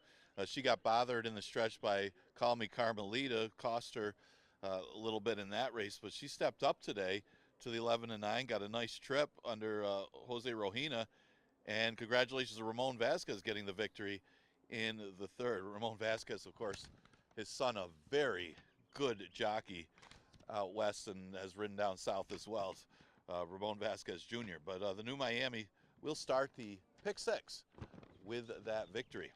11-9 claimer is the fourth that goes the distance of 5.5 furlongs. Horses that have not won a race since a date or have never won 4 races. This race starts the pick 5. And my top choice here was the 6 horse, Anything Possible, who ran a better race than what it looks like on paper, mainly because it was a short distance and the winner was a lone speed horse on a track that was far different than the racetrack we got today. And that one kept going, and Anything Possible still closed some ground. It was some lengths to the third place horse, Dr. Lloyd, who's in this field. You just simply couldn't close on a lone speed winner that day. And Anything Possible had a phenomenal year last year with 4 victories and many times hitting the board. And this horse ran off and made 18 starts during last year's campaign. Right now at odds of 5-2. The second choice to me was the 2, number 1 Dylan. Number 1 Dylan may not be in the best spot being inside, but this horse usually makes a good account of himself, usually makes a big move and then flattens out, but runs to his competition. So it's just a matter of timing and racing luck a lot of times for number 1 Dylan. Certainly good enough to beat this field, moving from a starter allowance to this 11-9 claimer, and comes out of a race that didn't really have a lot of speed in it, a race won by Old Man Winner. 5-2 is the price on number 1 Dylan. The 1 Hero Tiger is inside, but does have a little bit of tactile speed that he doesn't have to use. It could sit back and maybe try something different by trying to circle, which seems to be the better trip. Does have a good work over the track. It just has a class edge. This horse won a restricted stakes race in the slop at Churchill Downs. Hasn't won since, but his numbers up until the last couple starts were still better than most of these. Also has a win at the distance. Hero Tiger not out of it. It is getting some play at 2-1 just based on past company kept. Exacta Tri Super Daily Double, and that pick 5 starts in race number 4.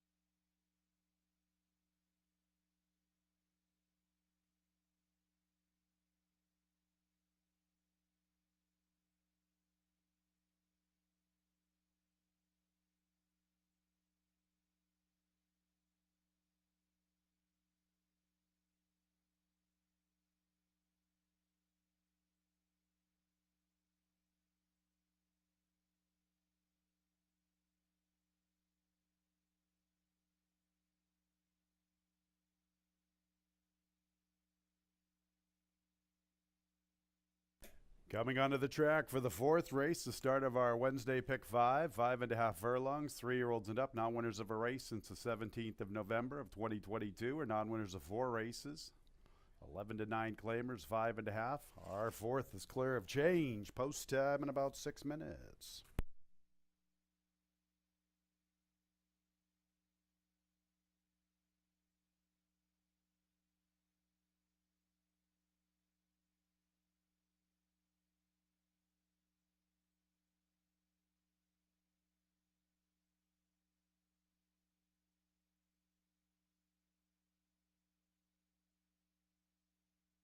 Let's meet the field, beginning with number 1, Hero Tiger and Stephen Frett. The current favorite at 2-1. Number 2 is number 1, Dylan with Jackie Davis. 5-2 in the wagering. 3 is Skip the Parade. The 4 is Macho Maya, Jose Baez. Next will be the 5, Honorable Avenue with Gaber Goa. Number 6 is Anything Possible. Nazario Alvarado looking for another score. 3-1 on the board. 7 is Dr. Lloyd with Michael Davila Jr.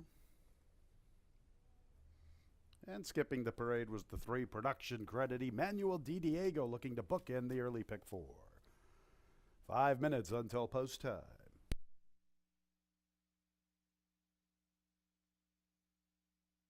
All right, fans, pick 5 time on our Wednesday card. Boy, we've had some upsets already. Did you see those early pick 4 payoffs? Absolutely huge. Big bomb in the first, big bomb in the third. The new Miami to start the pick 6. We had over 12,000 pumped into the pool. Maybe another couple long shots and we'll get a 4-day carryover. You never know.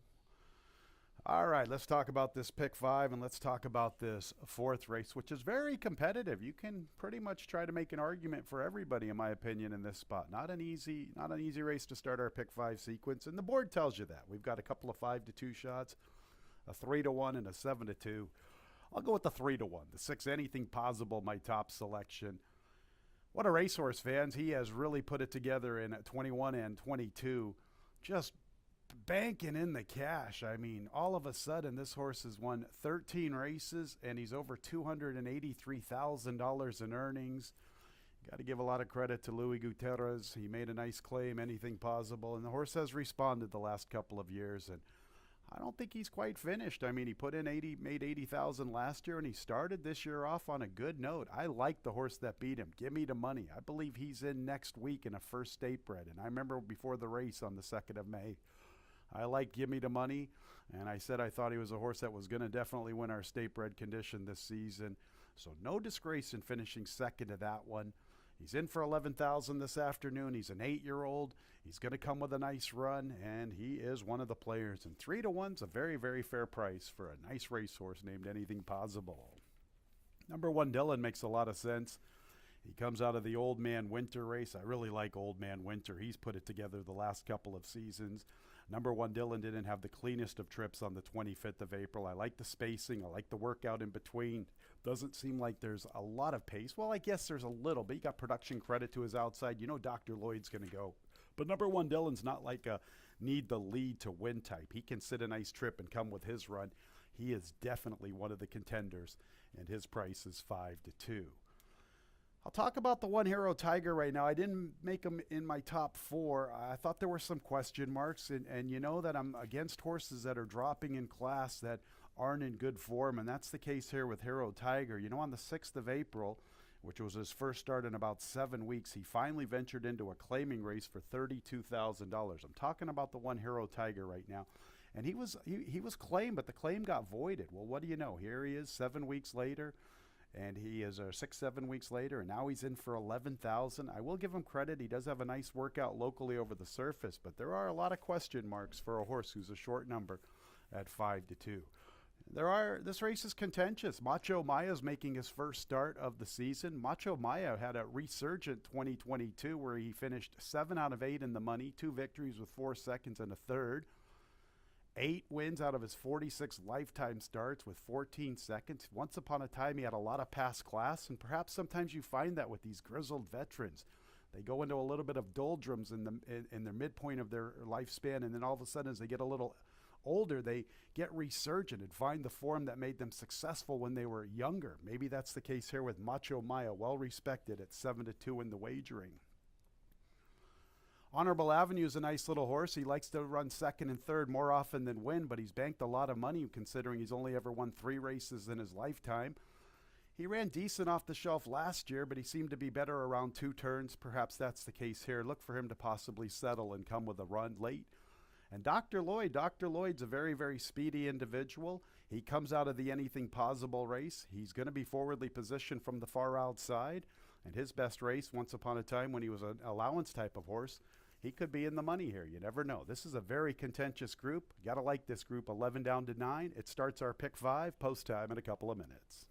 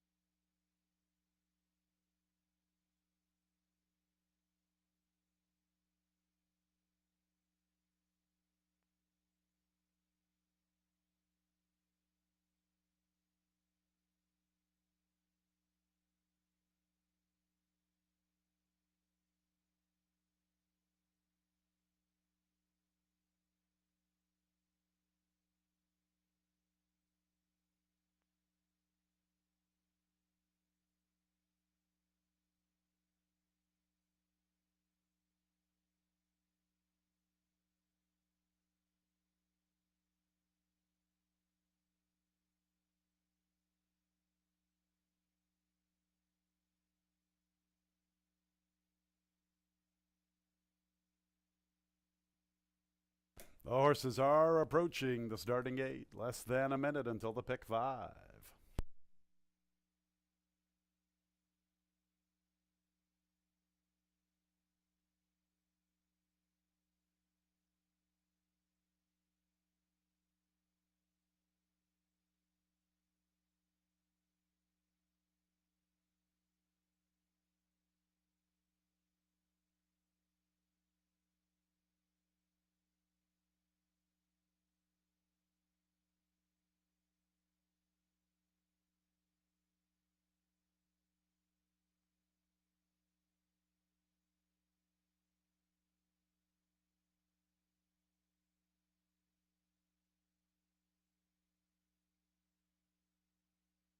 It's post time for the 4th race. The horses are just about arriving at the starting gate. Number 1 Hero Tiger 2-1. The 2 number 1 Dillon's 5-2. That's the price for the 4 Macho Maya 7-2 on the 6 Anything Possible. Wide open wagering event. Here's Hero Tiger. Next will be number 1 Dillon. And then we'll get production credit coming off a victory. Didn't mention production credit in the pre-race analysis. That was not by design. Here's a horse who looked good winning. And he's stepping up just a little bit in class, facing a little tougher group than recent. But he's in sharp form. Here's Macho Mai on the comeback bid. Well respected for his initial look as a 9-year-old here. Honorable Avenue, the biggest price on the board. No love today for Honorable Avenue at 18-1. Couple to load Anything Possible, looking for his 14th career score, and Dr. Lloyd, one of the speedsters from the outside.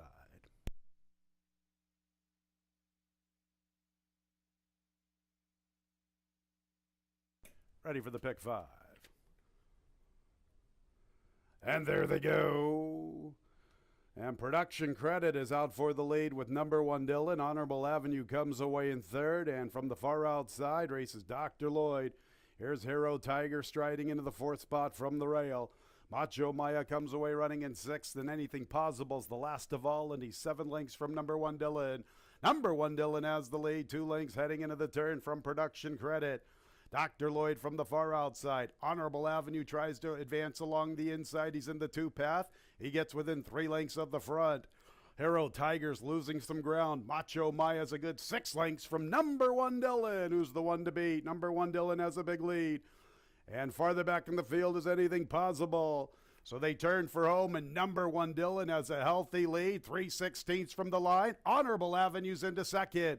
Number 1 Dillon's the leader. Honorable Avenue up the inside, and following them is production credit, but it's number 1 Dillon who's cruising up front, a big healthy lead. Honorable Avenue outrunning his odds in 2nd. Here's Macho Maya with a late charge into 3rd. Number 1 Dillon and that girl, Jackie Davis. Honorable Avenue ran big, outrunning his odds. Then we go to Macho Maya and production credit.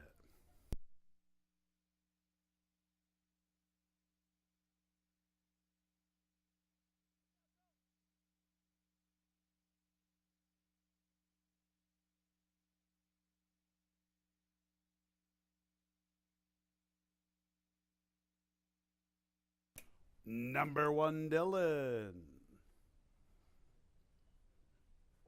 She's tough. She's okay. She's that girl. Jackie Davis, number 1 Dillon, a much the best winner. 5, Honorable Avenue at a big number for second. Third place to the 4, Macho Maya. And fourth place, number 3, Production Credit. 1 minute 6 and 17/100ths, the final time.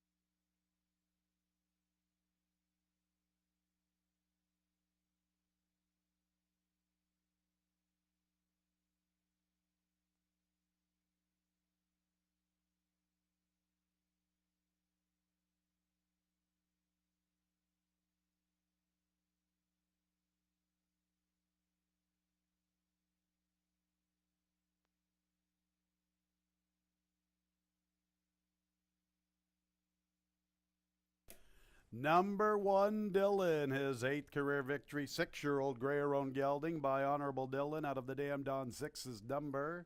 Owned by LMA Moreno, winning trainer Nurka Huertas. The winning jockey is that girl, Jackie Davis.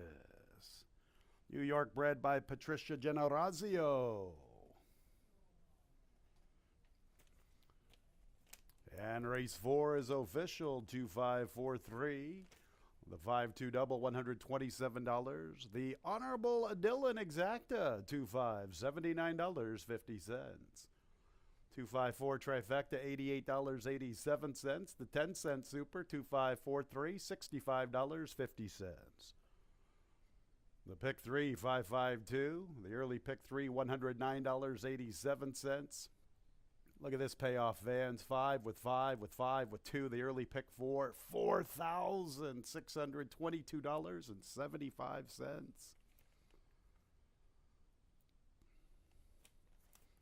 All right, let's go to the 5th race. It will start our late pick 4, scratch 1, Sarah's Pride. The 2, John Secret, will carry 1 pound over the weight. Our late pick 4 in about 23 minutes at 3:15.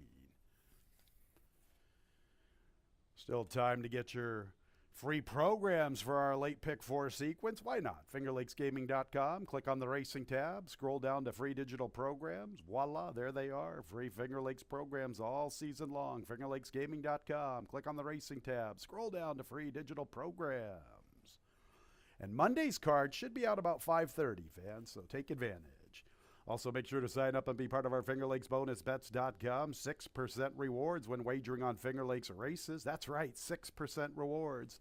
New customers that deposit and wager $100 receive a $50 sign-up bonus. If you are not a member, what is holding you back? Sign up today. You play, we pay. FingerLakesBonusBets.com.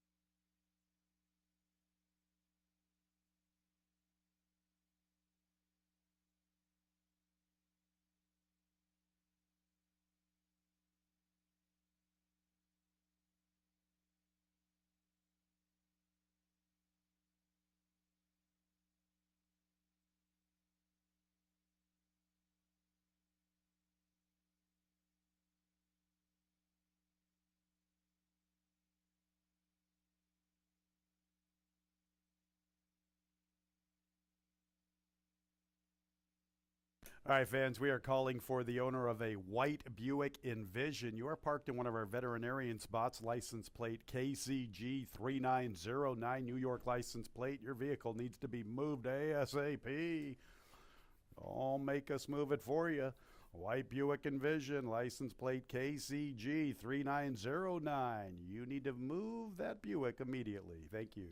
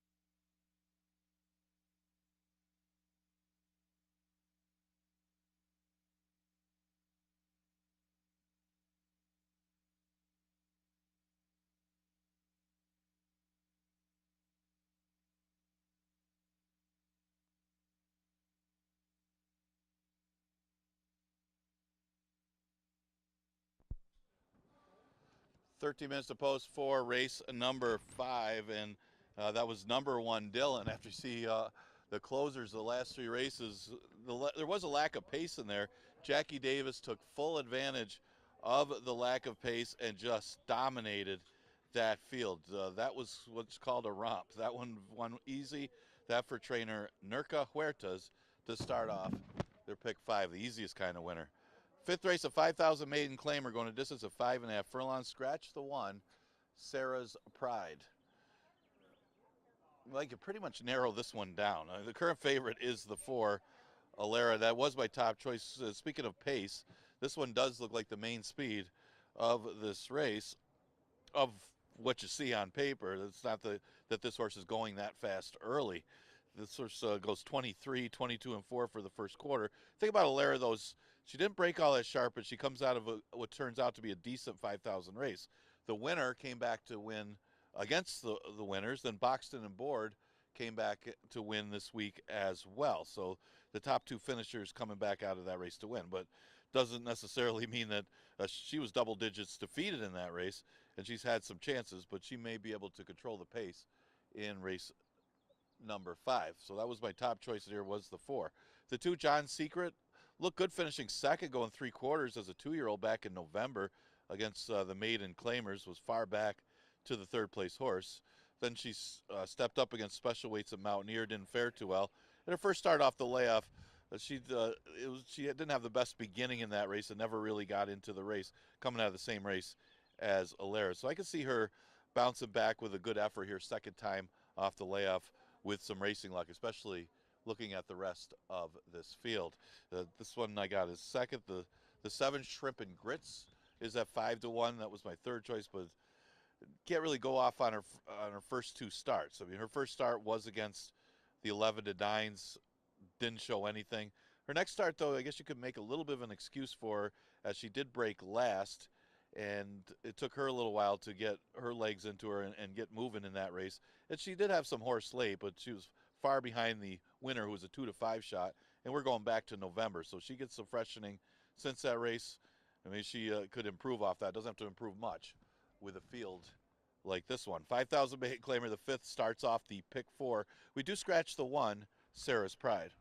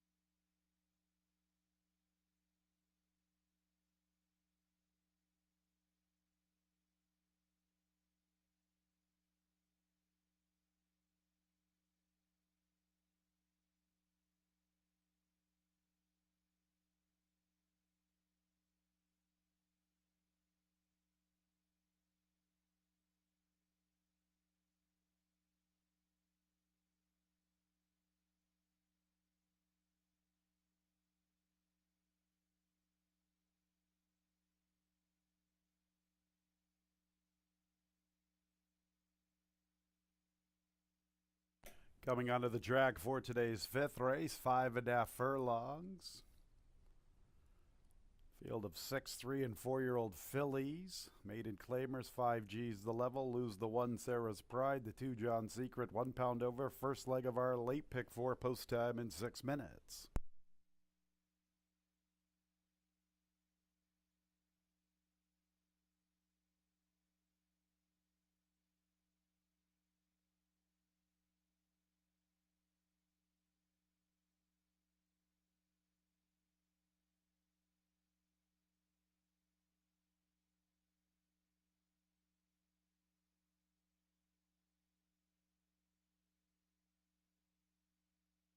Here's the field beginning with the 2, John Secret and Andre Worry. The second choice at 2 to 1.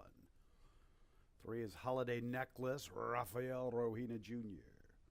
4 is Alara, the favorite at 6 to 5 with Stephen Frett. 5 is Frankie Knows Best, Heeman Harkey. 6, Skip the Parade. 7, Shrimp and Grits, Christian Navarro. 6 is While Spelled Backward, Juan Diaz. Those are the fillies for the 5th. Starting our late pick 4, we're 5 minutes away. Late pick 4 time on our Wednesday card. Don't forget, fans, tomorrow we do have advanced wagering on the Preakness. Simulcast wagering tomorrow, Friday, Saturday, and Sunday. Advanced wagering on the Preakness tomorrow. And then we will resume action again on Monday with a 1:15 first post. So 4 more races to go in the work week. Let's talk about this 5th race, beginning our late pick 4. And what about the 4, Alara? The most experienced maiden in the field. A lot of times with the maiden ranks, I like to go looking for the least experienced, especially when you get to the maiden special weight ranks.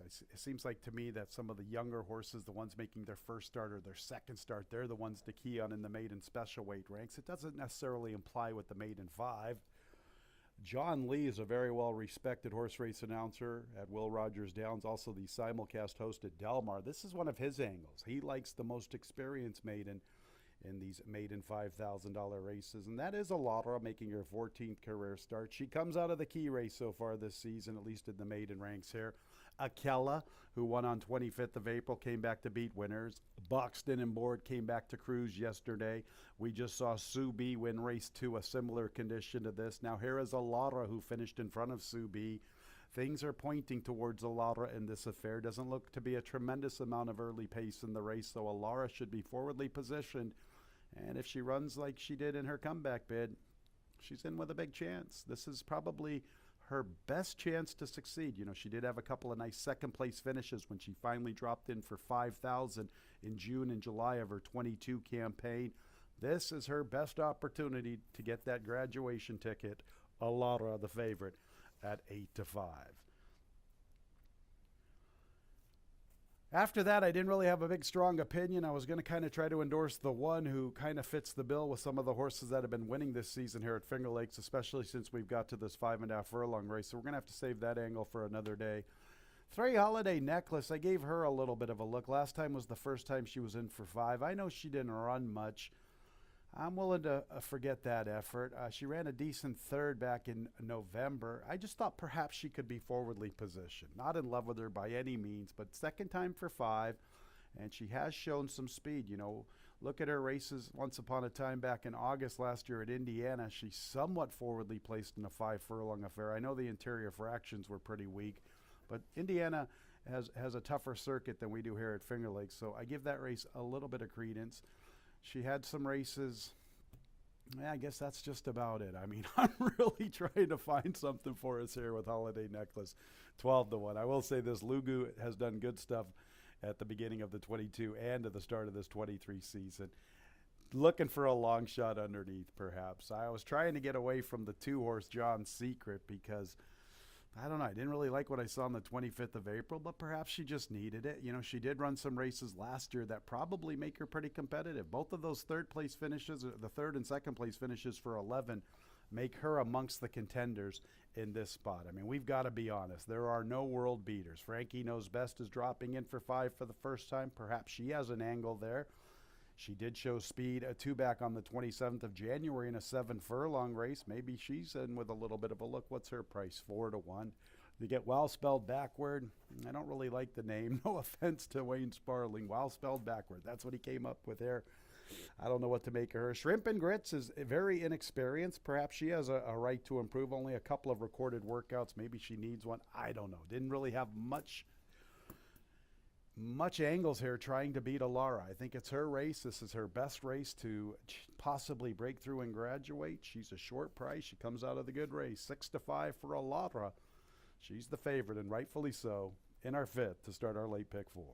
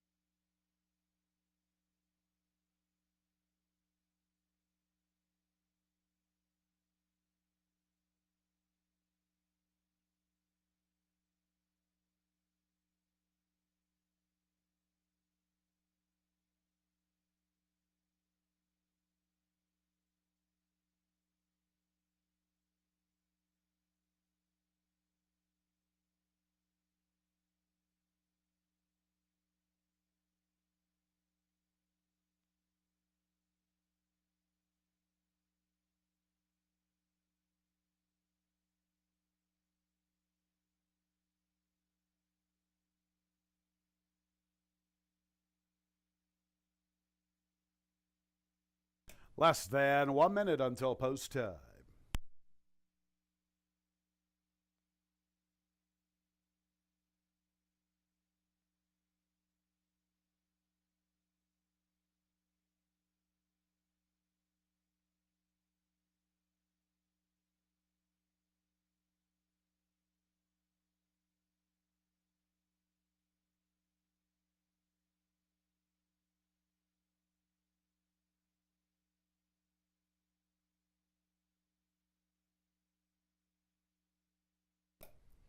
It's post time for the fifth race. 7-5, number 4, Alara. 8-5, number 2, John Secret. 4-1 for the 5, Frankie Knows Best. 5-1, 7, Shrimp and Grits. There's Wow spelled backward. Next will be John Secret.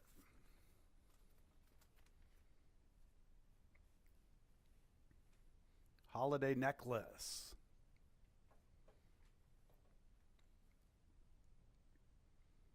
The favorite, Alara.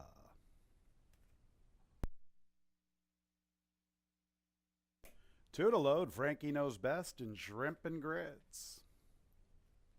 Alara, now even money, John Secret, 9-5. Ready for the fillies, ready for our late pick 4.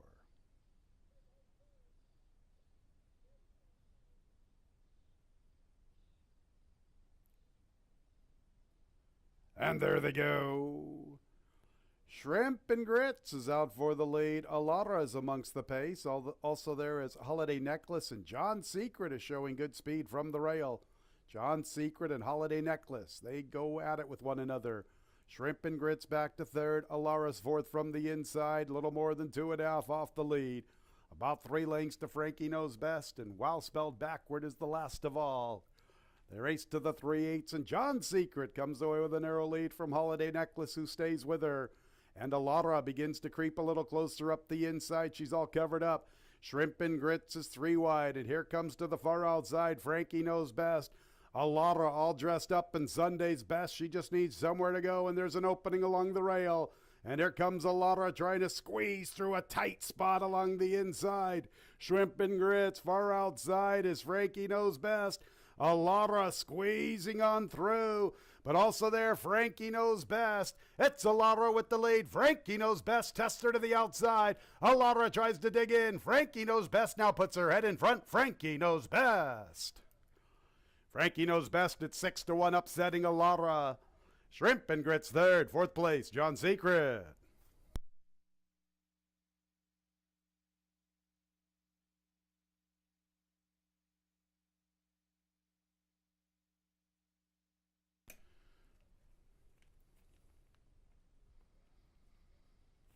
$110.64. That's quick for 6. A little slow for 5.5. Quicker than our other 5.5 furlong maiden filly race, or slower, I should say. I believe they went 9 and change. Yep, they went 109 and 98 100ths, and this group goes 110 and 64 100ths.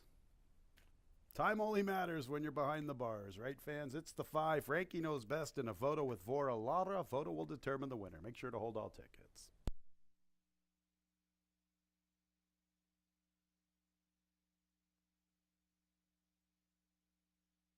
And 5, Frankie Knows Best, has been posted first. Second place to 4, Alara, the big favorite. Third place, 7, Shrimp and Grits. Fourth place, 2, John Secret.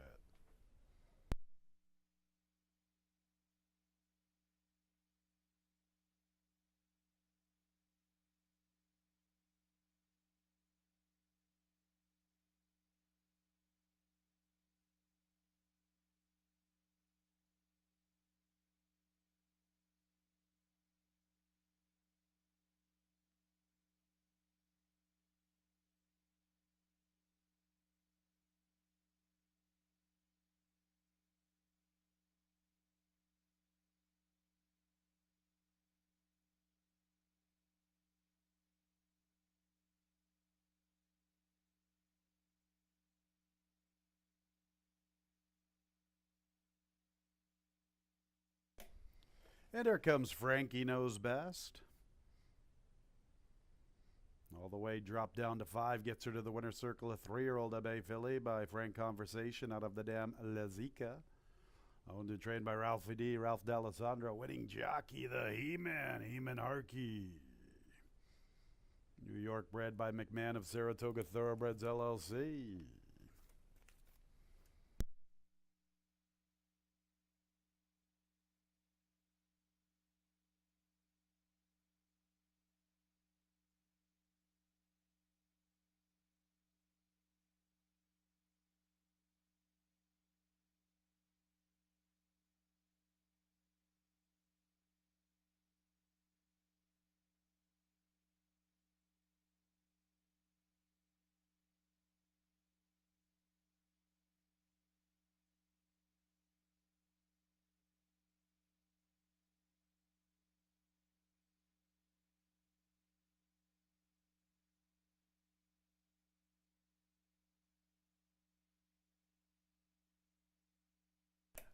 Race 5 is official. 5-4-7-2. The top 4 finishers that exact to $51. 2-5 double, $78. 5-4-7 trifecta, $46.50. 10-cent super, 5-4-7-2, $21.35. 5-2-5 pick 3, a pretty good one, $218.25. Those are the first 3 winners in our pick 6. Perhaps with Frankie Knows Best, maybe we have a shot for a 4-day pick 6 carryover. Time will tell. Half of the sequence in the books. 3 more to go. Our late pick 3 starts in race 6. 22 minutes out. 3:45 is the post time. This is a good race, fans. A nice allowance group for fillies and mares. 4 Small Pebbles, 1 pound over the 6. Warsaichi, 2 pounds over the weight. Post time at 3:45.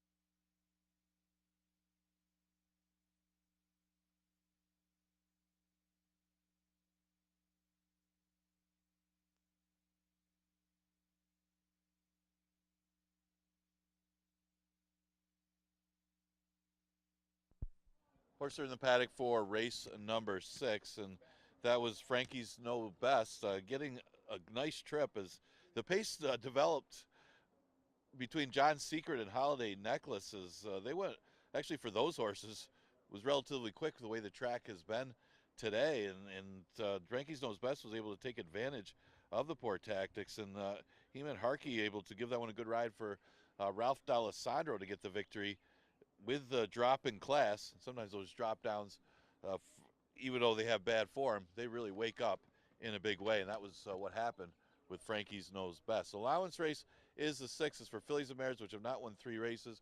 Goes a short distance of 5 furlongs. Got a really short price favorite in this race right now at 1-5. The 3 'Cause You're Pretty was my top choice, and she's looked awfully good in all 3 of her career starts. So her debut was dominant. She went to Delaware, ran 3rd behind a horse that came back to win 2 consecutive stakes races. The horse that was 2nd in that race was also a good one. She came off a long layoff, and that was, I guess, if you were looking for any vulnerability, would have been that day, and she still handled that field quite easily. And the horse that was 2nd, Lockbox, came back to win against a decent allowance race her next start as well. So a lot to like on 'Cause You're Pretty, and she's at odds of 1-5, so they're all over her early anyway. But there are some horses that might have the shot at the upset in here. Remember, this track is playing a little bit slower today, and you do have some speed types, and she's one of them. She actually went quick early as she was part of that 21-4 early pace. So interesting to see if she does get mixed up, as there are some speed types in this race. On the outside, Going, Gone, getting some play, not much for early speed. Maybe she could close, but you got speed types like Thin Legs, War Saichi, and Small Pebbles all signed up in here as well. A horse that might be able to get a trip would be the 2, Our Little Tiger. Our Little Tiger had been running at Turf Paradise and then Canterbury, and ran decently against some tougher horses in some of those races. So, just looking at maybe a possibility of a trip as there is speed sign up. It is only 5 furlongs, and certainly 'Cause You're Pretty does look like she's a big step above most of her rivals in here off of her recent form. She's looked good in all 3 of her career starts. Now, War Saichi is a young one. She's only had 4 starts as a 2-year-old, so she'll be making her 3-year-old debut. She won a stakes race, the Lady Finger Stakes, after breaking her maiden, but she's lost to Small Pebbles twice. One in her debut, and then last time in the She's a Stone Cold Fox Stakes. She'll have to face that rival again today, as Small Pebbles a little bit quicker than her in both of those starts. But maybe she could be the one to improve coming off the layoff since October. Could improve as a 3-year-old here. It seems like she wants, breeding-wise, she would want to go a little bit further than the 5 furlongs, but she has shown some good early speed and some talent early in her career. She's getting a little bit of play at odds of 8-1. So, but right now, everything's on the 3 right now at odds of 1-4. That's 'Cause You're Pretty. Exacta Super Daily Double and pick 3 starts in race number 6.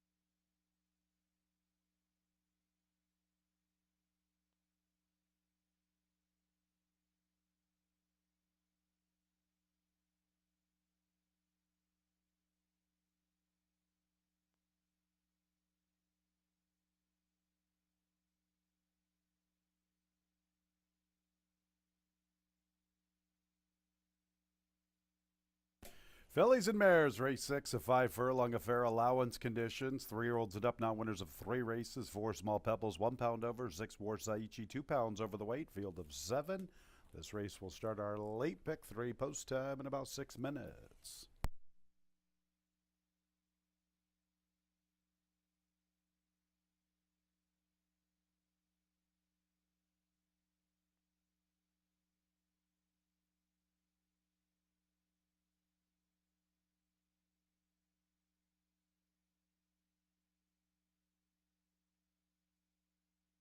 Here's the field number 1. I know you ain't talking to me. Carlos Camilo Nurka Huertas looking for a training double. Big long shot with this 5-year-old mare by Bustin' Stones. 2 has skipped the parade. Here's the big filly, number 3, 'Cause You're Pretty. 1-4 with Oscar Gomez. 4 is Small Pebbles. Nazario Alvarado looking for a riding double. Today's been all about number 5 with 4 victories and 1 runner-up effort in our first of 5 races. The 5 is Thin Legs and Luis Perez. There's the Lady Finger champion from the 2022 season. That is number 6, Warsaichi, John Davila Jr. 7 is Going, Gone. Jackie Davis looking for another score.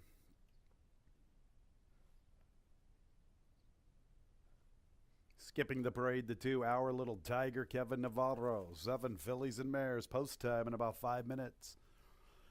First leg of our late pick 3. Nice little late pick 3 to think about. This is a very contentious group of fillies and mares. I know 'Cause You're Pretty's dominating the board, but if you can beat her, and there are some runners in here, then you're going to get some value. 7th's kind of wide open. I think the nightcap's kind of a crapshoot, so it's a decent pick 3 to take a look at. All about the 5 today. Hope you got 5 on it. Band from Oakland, Loonies. Hope you got 5 on it. 5's been very popular today with 4 victories and 1 runner-up effort. If that trend continues, you've got a $30 winner right now. That's Thin Legs. I don't have Thin Legs mentioned here in my top 4. Let's start with the 3, 'Cause You're Pretty. Got to beat the big favorite, 'Cause You're Pretty. She looked good winning in her comeback bid. Lockbox came back, looked good winning. Amore Fire ran 2nd the other day. The filly that beat her in Delaware in August, I believe, ventured out of that affair and won a stakes race and has built up quite a resume. We'll see how she does today. She's got some other speed in here, that's for sure. Thin Legs likes to show pace. Small Pebbles can be forwardly positioned. Warsaichi's done some good running up near the lead. Don't really think any of them, though, are as quick as 'Cause You're Pretty out of the gate. And the fans agree. She's 2-5. But there are other fillies and mares with credentials. You know, Small Pebbles looked good last year. She won the She's a Stone Cold Fox. She defeated Warsaichi, who won the Lady Finger. Those are a couple nice 2-year-old stakes races. Her comeback bid was good, Small Pebbles. I like the filly that beat her, Amazing Dottie. Amazing Dottie came back and ran up the track. I didn't necessarily like the tactics that were employed with Amazing Dottie that day, but hey, that's a story for another time and another day. Small Pebbles has every right to make a forward move. Liked what I saw from her last year. Her 3 appearances locally have been pretty good. 2 wins and a runner-up effort. She's 9-1, a decent price.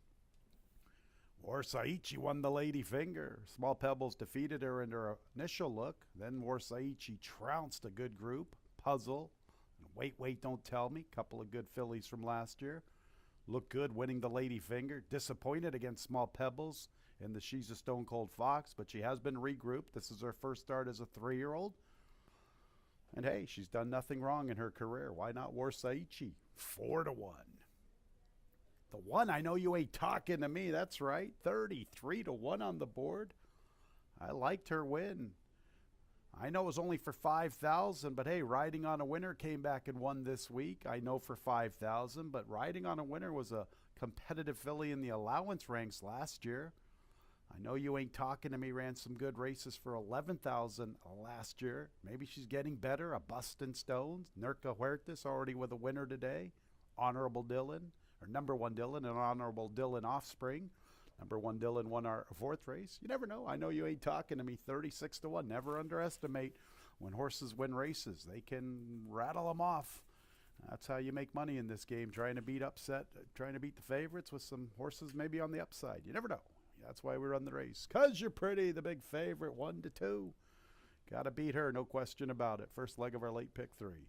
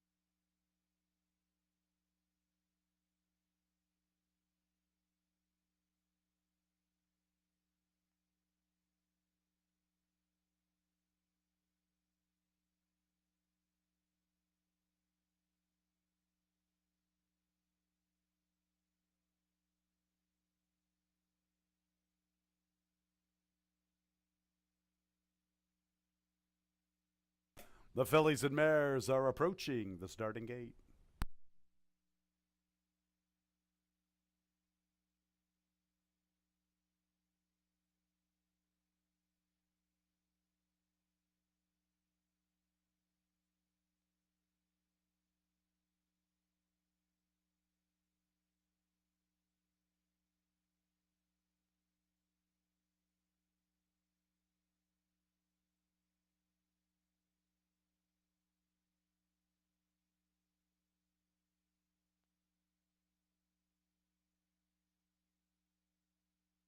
It's post time for the 6th. A very nice allowance event. 7 fillies and mares, 4-5. One of the 3-year-old fillies, 'Cause You're Pretty. 2-1. One of the 3-year-old fillies, Warsaichi. After that, it's the other 3-year-old filly, Small Pebbles, at 8-1. 3 mares, 1, 2, and 7. 3 3-year-old fillies, 1 4-year-old filly, Thin Legs. 5's been the lucky number so far on the Wednesday card. We'll see if that trend continues. There's the big filly, 'Cause You're Pretty.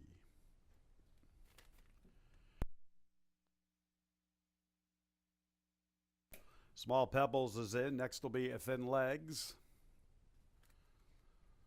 Warsaichi, the Lady Finger champion, as a 2-year-old in the 2022 season, and then going, gone. There's Warsaichi going on to the outside. Big shout out to the TVG viewers.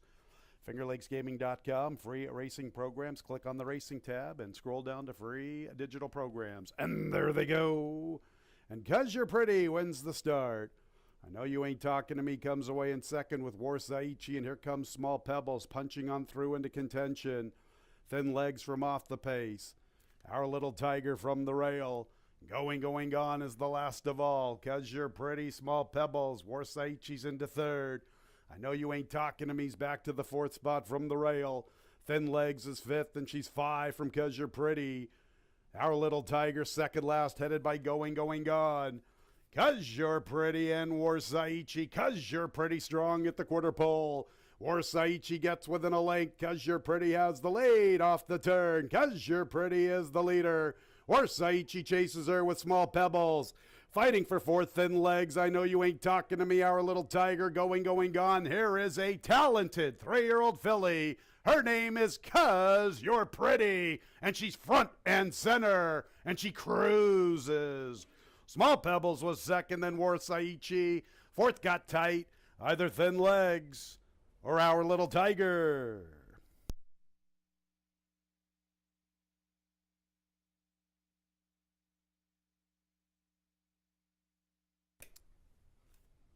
I like this girl. 'Cause You're Pretty. Good looking 3-year-old filly by Sharp Azteca. She gets the 47.5, and then she just kicked away with authority. Boy, she was 4-5 in the gate. That was a good price for her. 1-4 under the line. 4 Small Pebbles is a pretty good little 3-year-old filly herself. She runs second. Photo for the balance. 59 and 19 100ths the final time.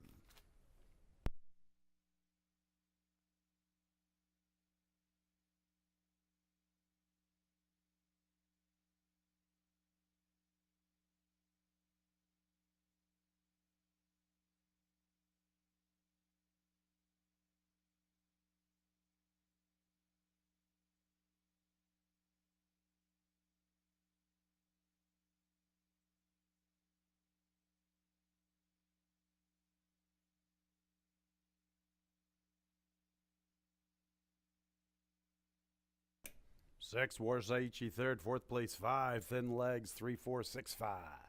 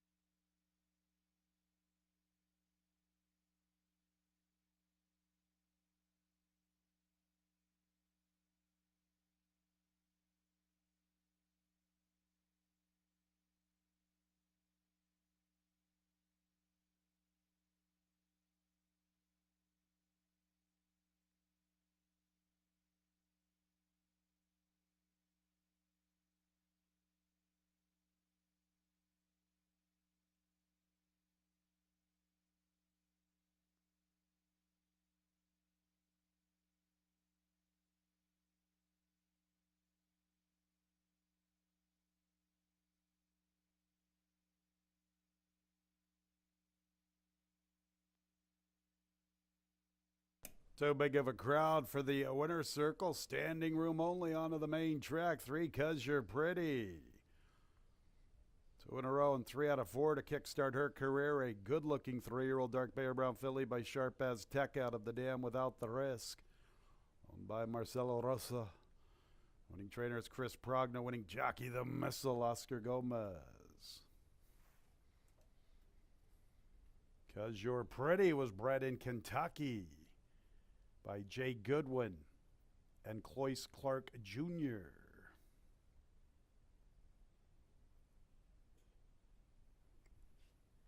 And race 6 is official.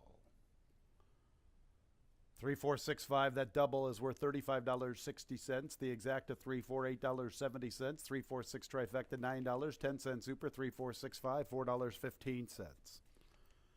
7th race.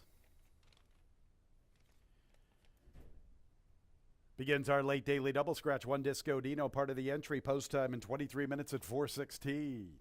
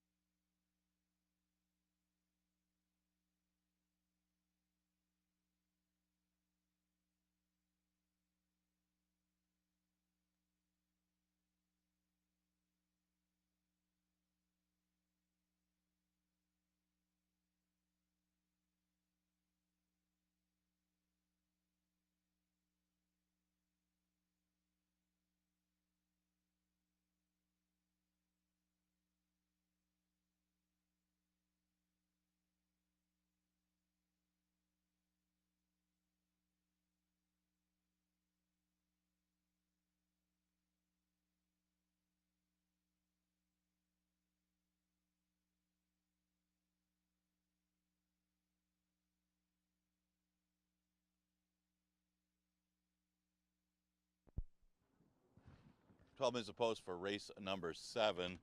Obviously, that race was won when they passed the entries, as "Cause You're Pretty" it's just too good for our allowance horses here at Finger Lakes. That's going to be a stakes horse, and she just strutted her stuff today in that allowance race. Oscar Gomez for trainer Chris Progno, running to her ability and making it look easy. 7th race, an optional claiming allowance race, 10,000 is the tag. I think they're all in for the condition of the never won 2 state bred other than claiming their starter. And Exacta Tri Super Daily Double Offer. We scratch a part of entry, the 1 Disco Dino. A much more competitive race here for the 7th. And the horse that I had on top was the 7 Breaking Stones off the numbers, as this horse won going 6 furlongs in the 1 state bred at Aqueduct, and that was with Andre Worry aboard. That was in February.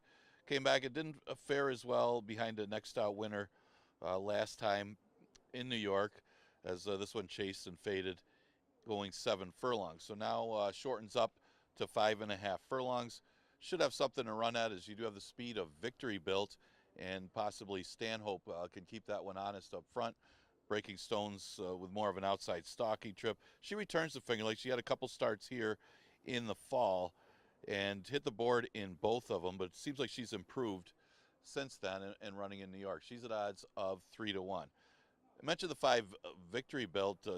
She did a fast time for the day in the slop at Aqueduct and just missed on March 11th, not too long ago. That was after losing by double digits in her prior starts. She was consistent last year. I think she would have had a lot more wins if it wasn't for the presence of another Chris Progno trainee, Zircon, who was just really good in the allowance conditions, and Victory Built just could not defeat that really tough rival. Well, she returns, no Zircon to worry about, and she's definitely formidable depending on the pace early, if she gets pressure or not. If she clears for the early lead, she might prove tough to catch. She's at odds of 2-1. Current lukewarm favorite. She's my second choice in race number 7. Unflappable Max is the 1A. She's the remaining half of the M. Anthony Ferraro entry. She was consistently good last year. I remember when she won Gate to Wire going a route, but she could go short as well. She does have a couple wins at this distance, and we've seen her over the years. She's had 22 starts here at Finger Lakes and running against some pretty good competition, and that was the case at Tampa. She actually hit the board twice against some tough allowance optional claimers there. She shortens up as well after going 7 furlongs, and in a sprint, she's more of a stalking type, and she might get a nice trip behind the speed of Victory Built and possibly Stanhope. So we got 9 minutes to post for the 7th. We're going to begin the late double with this race. Again, scratch the 1 part of entry, Disco Dino.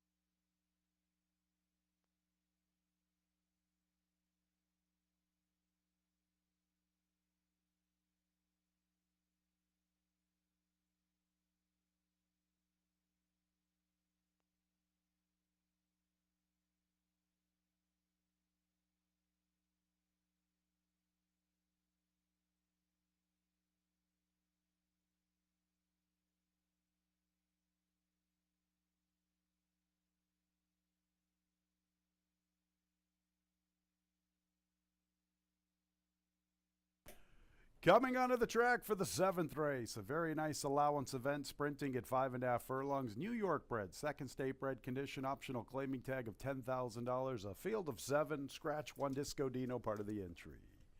First leg of our late daily double, post time in 6 minutes.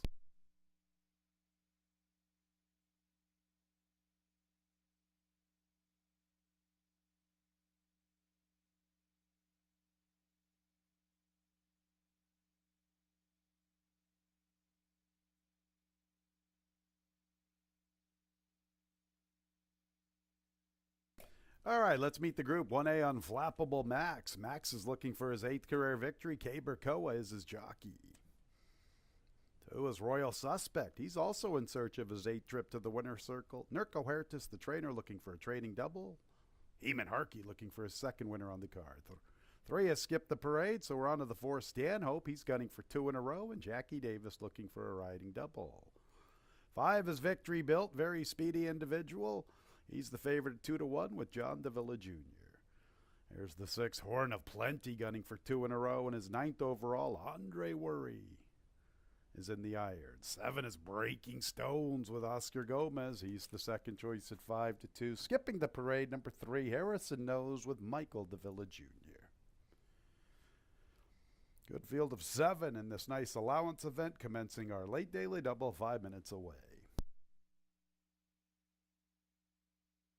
Couple more races to go in the work week.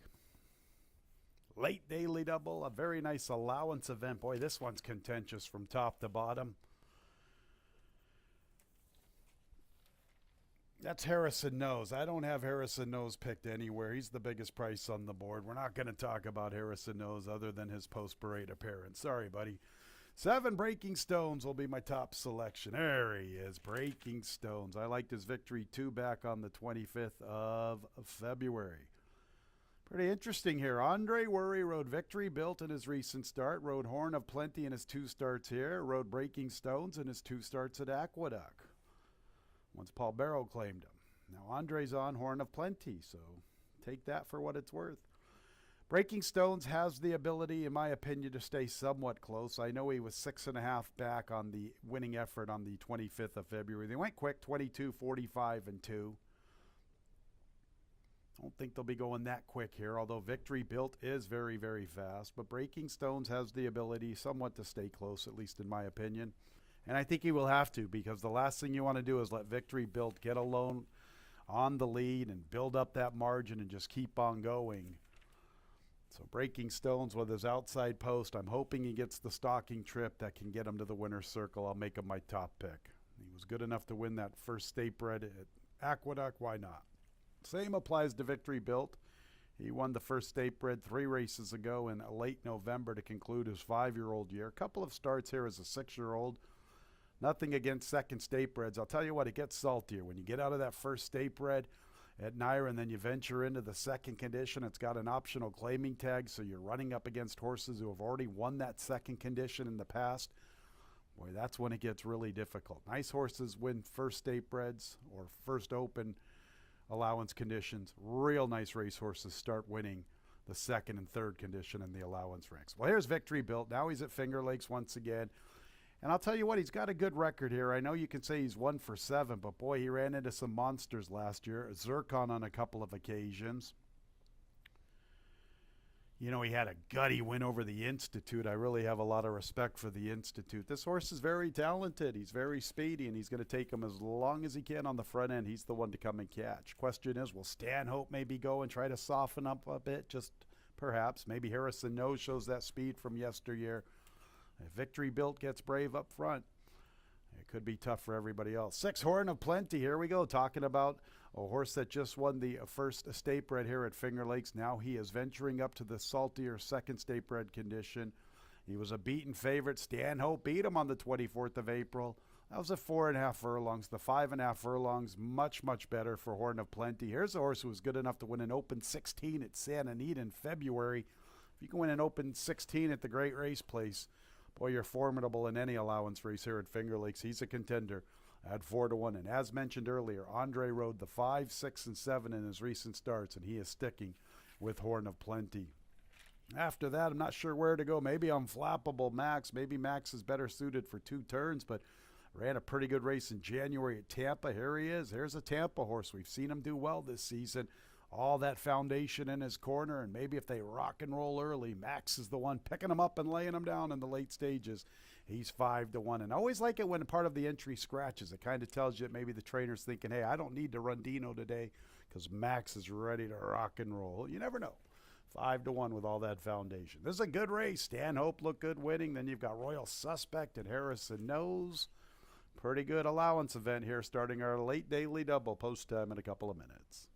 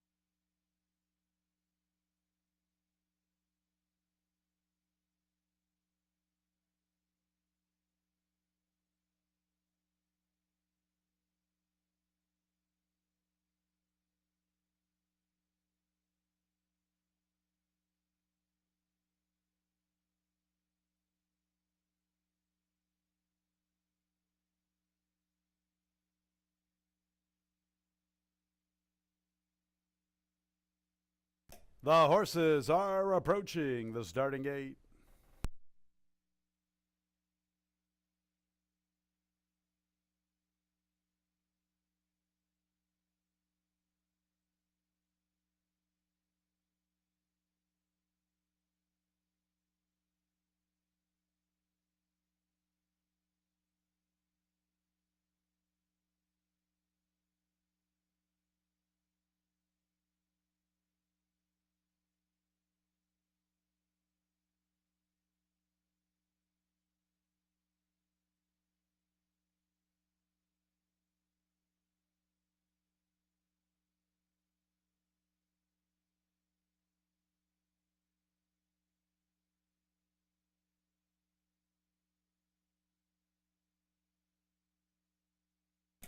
It's post time for the 7th race. A very nice allowance event starting our late daily double.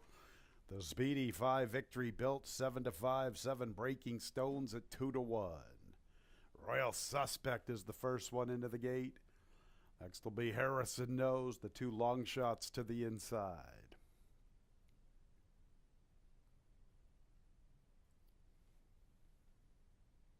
Stanhope.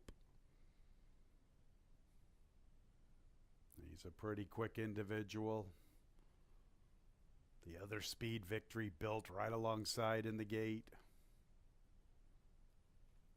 Unflappable Max. Big individual Max. And he's getting hit hard in the...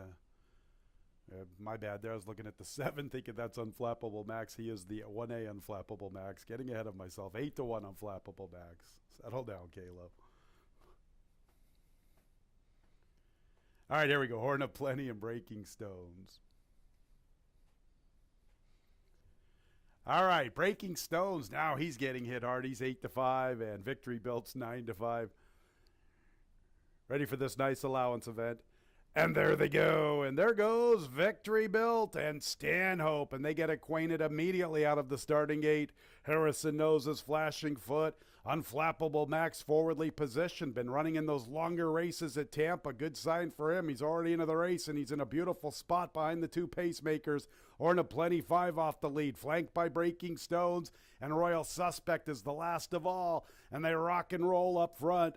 It is Stanhope and Victory Built. Unflappable Max in a beautiful position, and he's inching closer. And here comes Breaking Stones with his 4-wide run. And Horn of Plenty's just going to bide his time and wait for an opportunity. This one's wide open. Breaking Stones with the overland route to the far outside. Unflappable Max. Horn of Plenty got stopped, and he now tries to find an opening along the rail, but it's Breaking Stones who gets first run. Breaking Stones at the 8th pole. Unflappable Max tips to the stand side. He comes with his run.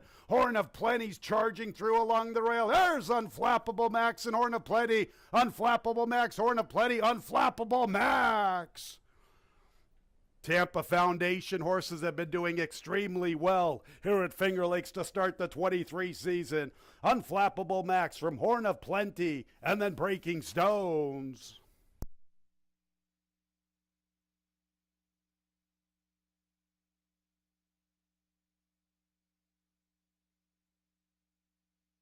Been a big angle here at Finger Lakes to start the 23 season. All these horses who raced during the winter, whether it was Tampa or on the Naira scene, coming in with all that foundation.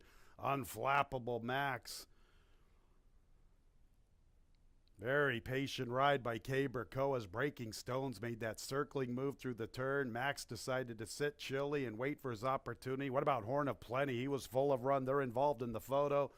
A heck of a 7th from Finger Lakes on the Wednesday card. 1 minute 6 and 41 hundredths.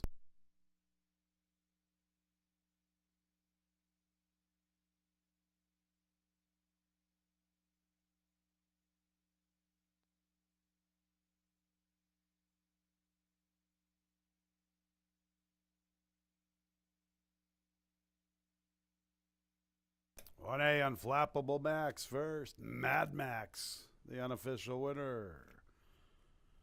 6, Horn of Plenty, second, third, 7, Breaking Stones. 4th place, 2, Royal Suspect at a big price. 1 minute 6 and 41 hundredths the final time.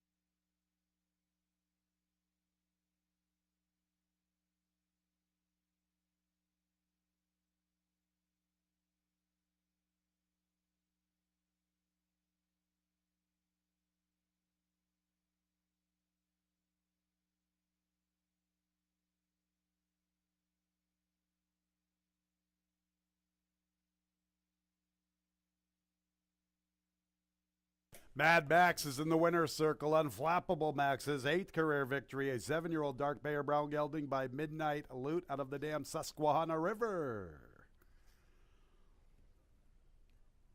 Owned by Anthony Ferraro, Michael Paley, and Elliott Wells. Anthony is the winning trainer. The winning jockey is Caber Coa.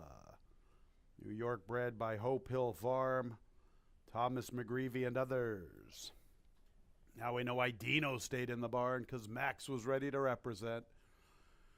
Officially, 1A672, that double 3 won $23.20, the exacta $43.60, the trifecta $26.25, the 10-cent super $23.30.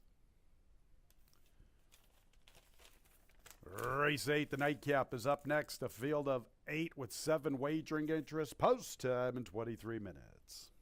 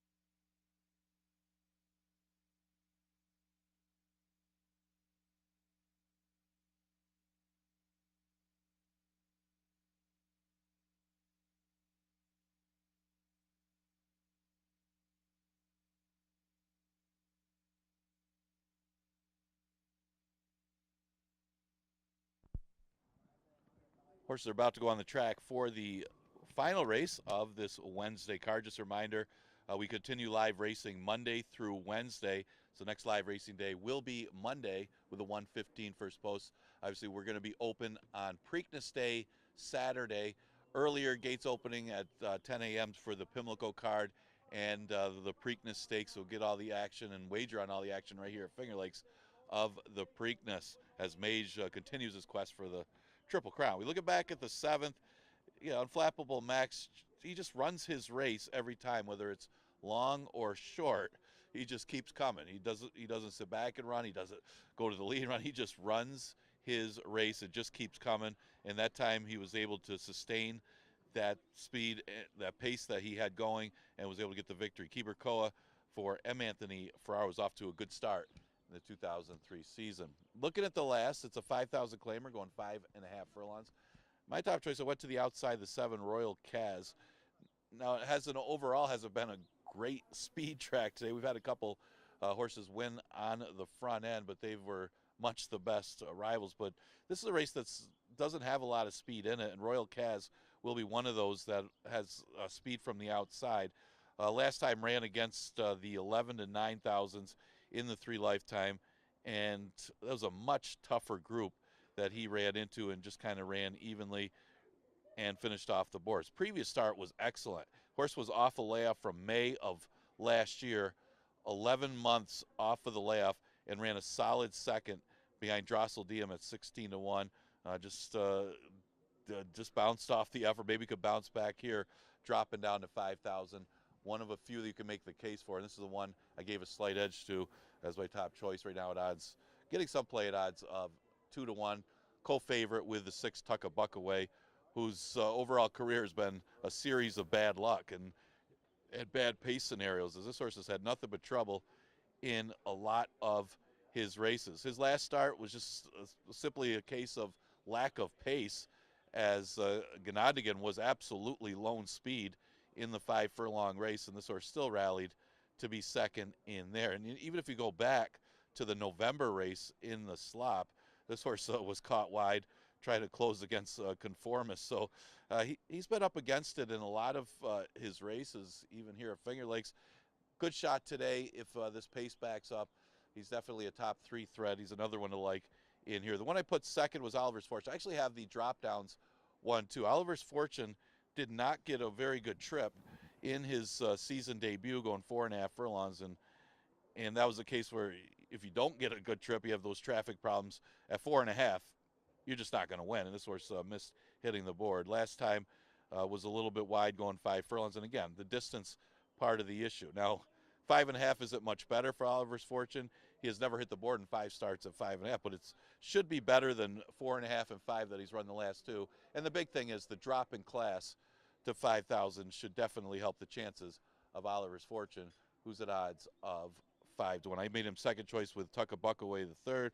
And the other horse that I used was the 4 Stormy New York. Maybe more of an underneath type is Stormy New York, coming out of the same Ganadigan race where Ganadigan was just simply lone speed. This one stayed close to that one, but it was his first start off the layoff. Second start off the layoff should fire well. I mean, this horse is often in the Tri and Super, whether it's 11 to 9 and even when he dropped to 5,000, and probably will be again today if he runs his race. Those are a few of the contenders, the ones that I liked in the last race on today's card. Exacta Trifecta Superfecta offered in the last.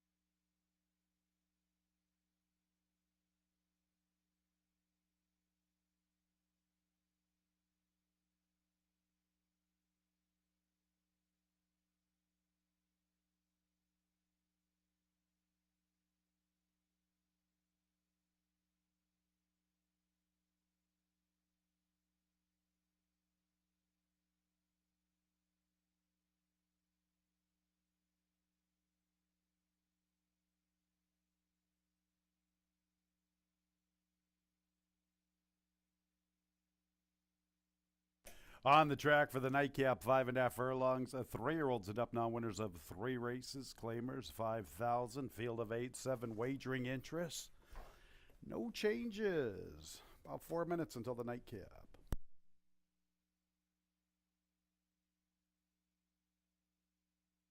Here's the field beginning with number 1, Yaha, Nazario Alvarado. Stablemate 1A, Jacoba, Kevin Navarro. 6-1 for the Brooke Ficarella duo. 2 is Oliver's Fortune, Ralphie D and D. Diego looking for doubles. 3 is Storm Alfeet, Huertas and Harkey looking for doubles. 4 is Stormy New York, Jeremias Flores. 5, Mo Crazy Blues, Michael Davila Jr. Favorites to the outside. Favorite 6, Tuck a Buck Away. That girl, Jackie Davis, looking for her second winner on the card. And 7 is Royal Kaz. 2-1, Joel Saunier. That's the field for the Wednesday nightcap. 3 minutes out. One more race to go for this Wednesday card, concluding our work week. Advanced wagering tomorrow on the Preakness Stakes. Simulcast wagering all the way through the rest of the week and the weekend. Saturday, racing gates open up at 10 a.m. for Preakness Day. Lucky North Club members get here early. Preakness Stakes glasses while supplies last. Once again, those racing gates open up at 10 a.m. One more race to talk about this week. We're scheduled for all 3 days of work next week. Races have been filled Monday, Tuesday, and Wednesday, so 1:15 next week. All right, let's talk about this pick 6. We entered the day with a 3-day carryover, a little shy of $6,100. We've had some upsets. Here's where we stand, fans. Just one horse is covered, and that's the favorite, the 7 Royal Kaz. Can you imagine that right now? You've got the favorite, and you could get over $13,000 if you can hit this pick 6 with Royal Kaz. So it sounds like there's one person out there that's got the winning ticket, and all of us that aren't alive anymore, we're rooting for the 4-day carryover. What a place to be, huh, fans? So Royal Kaz to cover the pick 6, better than $13K. Otherwise, we're getting a carryover. And I believe 1 and 3 are uncovered in our pick 5, which would trigger a very nice carryover also. Can we beat Royal Kaz? Well, he's the horse to beat, no question about it. I'll talk about him here in a little bit. What about 5 Mo Crazy Blues? I liked him on the 2nd of May. Didn't run that bad. He was up close, chasing Ganondagan. Ganondagan was lone speed that day. They crawled early. Mo Crazy Blues, he ran decently, not bad. It wasn't a great effort considering the interior fractions. I'll give him credit, though. He stayed close and he got a little discouraged late and backpedaled. That was over an off racetrack. He's done his best running on fast racetracks. Once upon a time, this horse graduated against maiden special weight competition. I was looking through some of his Equibase past performances charts, and he beat Hit by a Wave. Hit by a Wave was one of our better $5,000 conditioned horses last year. So this horse has shown some talent. Maybe he'll get a little target to chase. He could chase Royal Kaz. Maybe he'll get brave and try to go duke it out with him early. Try and always find an upset horse. Maybe it's Mo Crazy Blues here. That's 7-1. I'll make him my top pick. 4 Stormy New York has run some decent races in the past. He's only 2 for 18, but hey, they're all not big winners. That's why they're N3Ls, and they're all still in search of that elusive 3rd career victory. Nobody has really stepped up. It's not like there's a horse in here that's 2 for 4 in his career. Most of these horses are 2 for 20 or 2 for 30. So it's anybody's race. Stormy New York needed that race, comes out of the same race as Mo Crazy Blues. I've seen this horse run some freaky races in the past, and his best race could make him somewhat competitive in this spot. He is currently at 18-1. I picked this horse second. He's a little bit of a long shot look. 7 Royal Kaz deserves to be the favorite. His race 2 back was very good. That was against better, 11,000. He was protected that day. He runs a big second to Drossel Diem. You know, he outran his odds. He was better than 16-1. Connections thought enough to keep him right in for that 11 tag, and he didn't run as good as he did the first time out. But now he drops all the way to 5, and he was victorious back in May of last year for 5,000 at Penn National. Boy, that 59 buyer makes him awfully tough. His 62 buyer 2 back makes him ultra tough. He's the one to beat. No question about it. He's the one that pays somebody all the money in our pick six. Then you get Tuck a Buck Away. Tuck a Buck Away is a horse that likes to do his best running from a little bit off the pace. Mentioned this angle earlier. Look for horses closing into soft fractions, and that was the case with Tuck a Buck Away last time. 5 furlong affair, 22-4, 46-4. That's not a very good race for closers. That's more conducive for front runners. So we give Tuck a Buck Away a big look off that race. If they go a little quicker early, he could really make his presence felt in the final quarter of a mile. They're nearing the gate for the nightcap. We will see if this pick six is going to carry over or one person to take it down with Royal Kaz nearing the gate.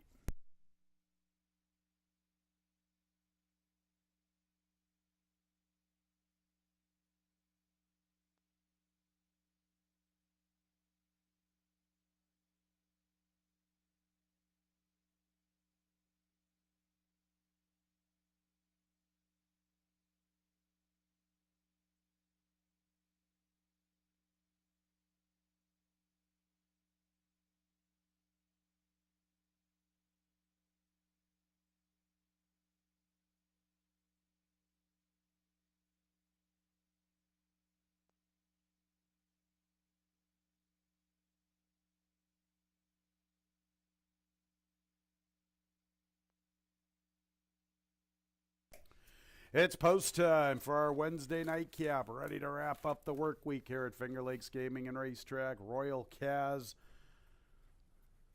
one lucky ticket holder, hoping today is their day. Better than 13,000 if Royal Kaz comes through here. Otherwise, a 4-day carryover.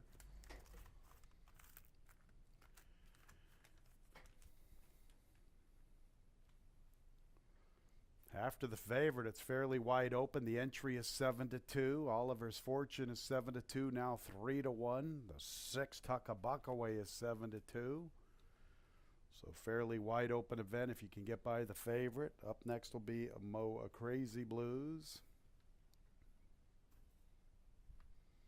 There's Tuck a Buck Away.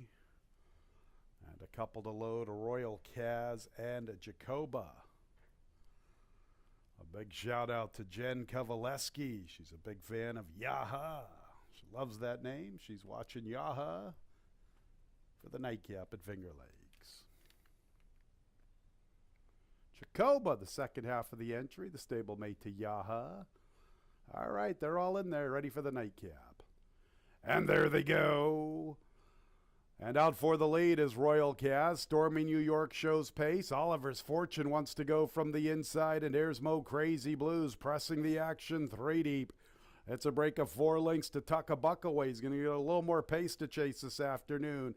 From the inside races Yaha. Then we're going to Jacoba, and Stormal feats the distant trailer. So on the front end, Oliver's Fortune and Stormy New York goes with him to the 3/8, and here's the favorite, Royal Kaz, beginning his move for that one pick 6 ticket holder. Crazy Blues is 4th, and here comes Tuck a Buck Away. A little more pace to chase this afternoon, and he's making a big circling move. The others have a ton of work to do. Jacoba, Yaha, and Stormal feet. Royal Kaz, Stormy New York, they gang up on Oliver's Fortune. Tuck a Buck Away with the wide move. In behind them is Crazy Blues, stacked across the track at the 8th pole. Tuck a Buck Away. Royal Kaz fighting for that pick 6 ticket holder. In the inside, Stormy New York. It's Tuck a Buck Away with a narrow lead. Tuck a Buck Away and Royal Kaz. Tuck a Buck Away in the nightcap. From Royal Kaz, Oliver's Fortune, and Stormy New York.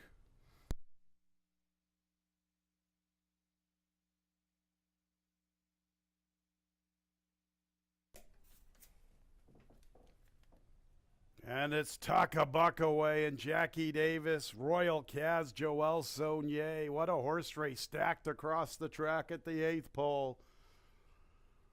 Tuck a Buck Away got a little contested pace this afternoon. They've been closing a little bit. And Tuck a Buck Away finishing strongly with Royal Kaz. Heartbreaking defeat for that lone pick 6 ticket holder. Looks like we will have a 4-day carryover. Get ready, fans. Monday's pool is going to be a good one. We'll have all the information once we go official. 6 Tuck a Buck Away, the unofficial winner of the nightcap. 7 Royal Kaz was second, third place to the 2, Oliver's Fortune, and fourth place to number 4, Stormy New York. 6-7-2-4 in the nightcap. 1 minute 7 and 54 100ths the final time.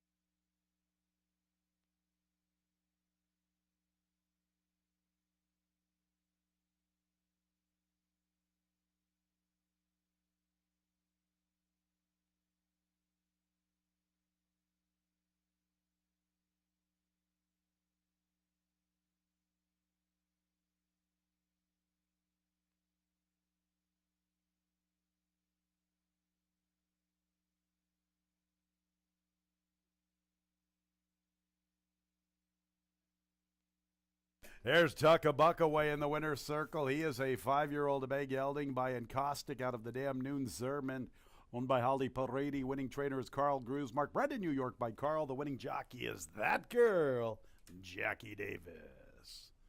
That's a riding double for Jackie.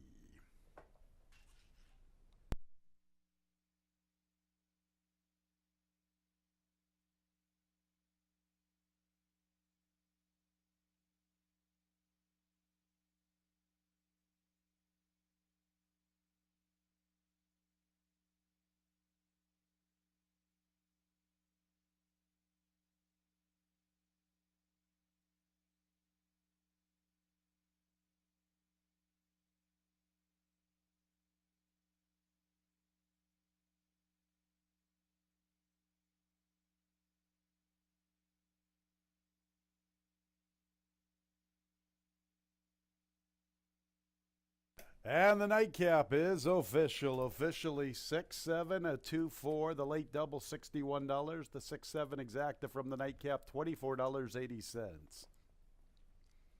6-7-2 trifecta $15.12. 6-7-2-4 10-cent super $12.85. The late pick 3-3-1-6 $30.87. 5 with 3 with 1 with 6. Our late pick 4 $298. Look at the pick 5. 2 with 5 with 3 with 1 with 6. All 5. $2,500. $15.75. And there is the news at the bottom of the screen. The pick 6 carryover. You know, fans, we implemented the dollar pick 6 this season, and right away we're going to get rewarded because we have a 4-day carryover into Monday's action. $13,631.42. Who knows where it can go next week? We're going to promote it all week long, all weekend long. Let's get ready, fans. 5 out of 6, 5 with 2 with 5 with 3 with 1 with 6. 5 out of 6 is worth $502.50. Better than $13,600 for that Monday 4-day pick 6 carryover. Don't forget free digital programs. All you got to do is go to fingerlakesgaming.com, click on the racing tab, get those free digital programs. They'll be out tonight about 5:30 or 6 o'clock for Monday's action. So all sorts of time to handicap and get ready for what we're hoping is going to be one of our biggest pick 6 pulls we've seen in quite some time. That's it for our work week. We are open tomorrow, Friday, Saturday, and Sunday. Simulcast wagering, advanced wagering for the Preakness Stakes tomorrow. Saturday, a big day of racing with all the action from Pimlico.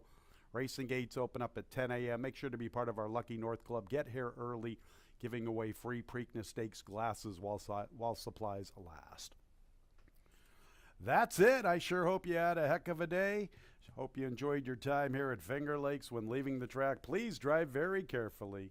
We will see you on Monday. This has been Racing from Finger Lakes Gaming and Racetrack. Good night, everyone.